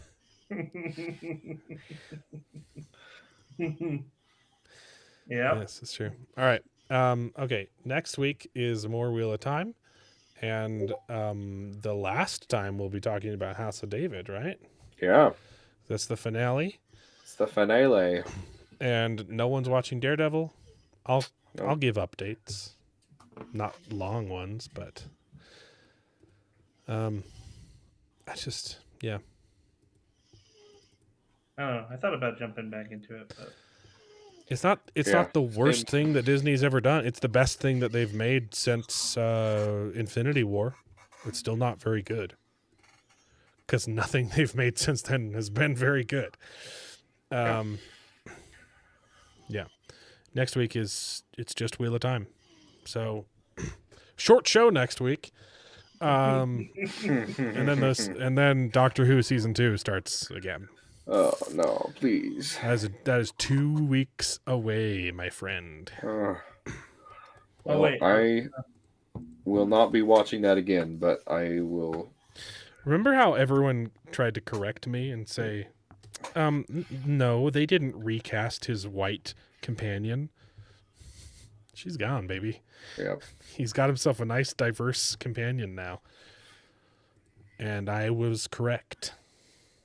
Disney fired her. Well, didn't fire her. She's still involved, and she'll still show up occasionally. But the companion wasn't diverse enough. That was their actual feedback. It's not enough for the Doctor to be black. The whole world needs to be diverse, and white people shouldn't exist. Yeah, it sucks. It's crazy. It's insane. Whatever. It's racist. It's so racist. These companies are racist bigots. Like, that's all they think about is the color of someone's skin. Yep. It is actually insane how obsessed these people are with immutable characteristics instead of skill. Yep. So, super fun. Anyway, I'm trying to get some of the White Cloaks on to complain about the show. They've been busy.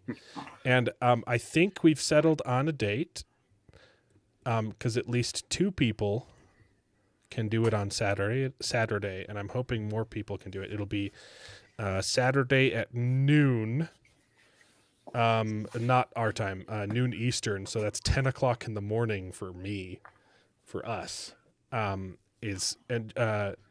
Jared, you could come participate if you wanted to, because you have to have read all of the Wheel of Time books, but I'm making the White Cloaks do this break up the book challenge. Yeah, into the seasons. Are you smarter than a Rafe Judkins challenge? And if you were put in charge as the showrunner, how would you split 15 books into 8 seasons of television? That was hard. It was really hard. Do we think they're still going to try to go for 8 seasons then? There's no way. 8 seasons. There's no way. I mean, but I'm surprised they got 3. Like, I talked to Steve, I talked to everybody, and everyone said, yes, let's do it. That sounds really fun. And then they started arguing on Discord. I'm like, shut up, stop, save the fighting for the stream, please. And they kept fighting. I was like, this is good content. You're ruining it. And then I said, okay, when are you guys available? And I got like 0 responses. It's been like 2 weeks of saying, okay, Saturday, will Saturday work? And then, so hopefully Steve can join. I want him to. His schedule is very erratic though. So, oh, okay, great. Yeah. And you won't be free Tuesday, but Conan either. Yeah, we're gonna do Conan Saturday night. We're gonna do another raid because we finally got it working last night. Yeah, you guys actually. What happened is we made it too hard. You got to log back on and see all the building we've done, and the artificial intelligence couldn't find a path to reach the treasure. And so we were we spent like 2 hours trying to figure out how to get the purge to trigger, and so we wasted a lot of time on Saturday. That's so funny. So it wouldn't even trigger because it was too complex. Yeah, that's so funny. Which is ridiculous because like I said, I've followed the game since its early access launch, and I'm pretty sure Thralls being able to climb straight up walls was a thing, and for some reason now they can't do it. So I don't know. Yeah, I'll probably log on sometime this week to do some building. Same. But I won't. We're gonna stream on Saturday. So yeah, I've been doing some building in my single player world just to figure out how it works, because that's a bit I've not done at all, because you guys do it so much better than me, and you've got all those fancy blocks. Every time I build something, it's that gross rock. And then it's expansion stuff. Yeah, and then Mark replaces it with those fancy rocks that I don't have. If you want to, you can build with sandstone, and if you want to me or Mark to replace it, we can. But you can build the structure, and then we can make it look nice. Yeah. So not a bad anyway, idea. It'll be fun. And Jared's actually going to play with us on Saturday. You know like what? He promised. I know. I'm sorry. I might, because since I just took the last test, I might be able to jump on. Yeah. Nice. Yeah, Jared. Or not the last test, but David's castle. No, we did fix Charles's stairs that I ruined. David, if we don't need to finish David's castle, David hasn't built his own house yet. I need to do that too. We've got several places he could build it. I built if he the initial wanted to. room in our mansion, and then we made it better. And then I made it upstairs and put the beds up there, and then you guys just built towers off other places. My bed is still in that original spot I put it in. Yeah, every time I log on, it takes like 5 minutes to load in the base, and then we're like, okay, now the game's running smoothly again. Yeah, it's pretty it's big. too big. It's hilarious. Anyway, okay, so that's Sunday. There'll be 2 streams on Saturday, hopefully, and Jared's gonna stop being such a wuss and join us. And Wheel of Time next week, episode 5. Episode 6, and Daredevil. Also, The Devil May Cry drops on Netflix, which I've never played the video games. I know people love them. I think people are saying it's going to be a bad show, though. Is it another? It's not. I don't think it's going to be animated a thing. adaptation. Like it's like a Netflix anime version of Devil May Cry, and Castlevania was. I think I've heard bad things. So yeah, we'll see you guys next week. It's been fun, and this was not a short show. David's fault. No. Bye. And now it is time to say goodbye. We had a great conversation. It's been fun. But all good things must come to an end, and the goodest ending I can think of is... right now, this moment, this night. So I guess we just say goodbye. So, goodbye. Toodaloo. Au revoir. Auf Wiedersehen. Ciao. Ding dao day. But come back next week for more outrageous bloopers. This is the end. Well, there's only one thing left to do. I'm gonna go home and sleep with my wife.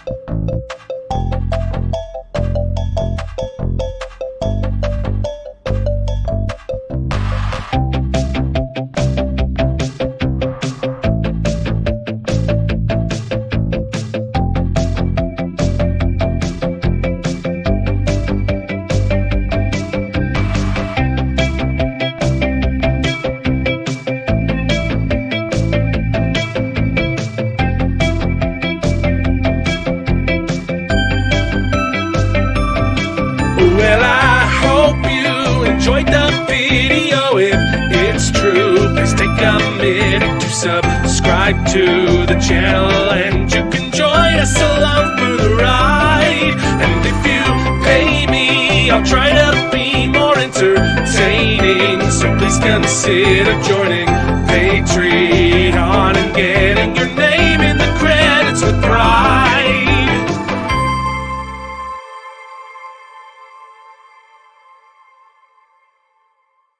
I'd buy that for $1.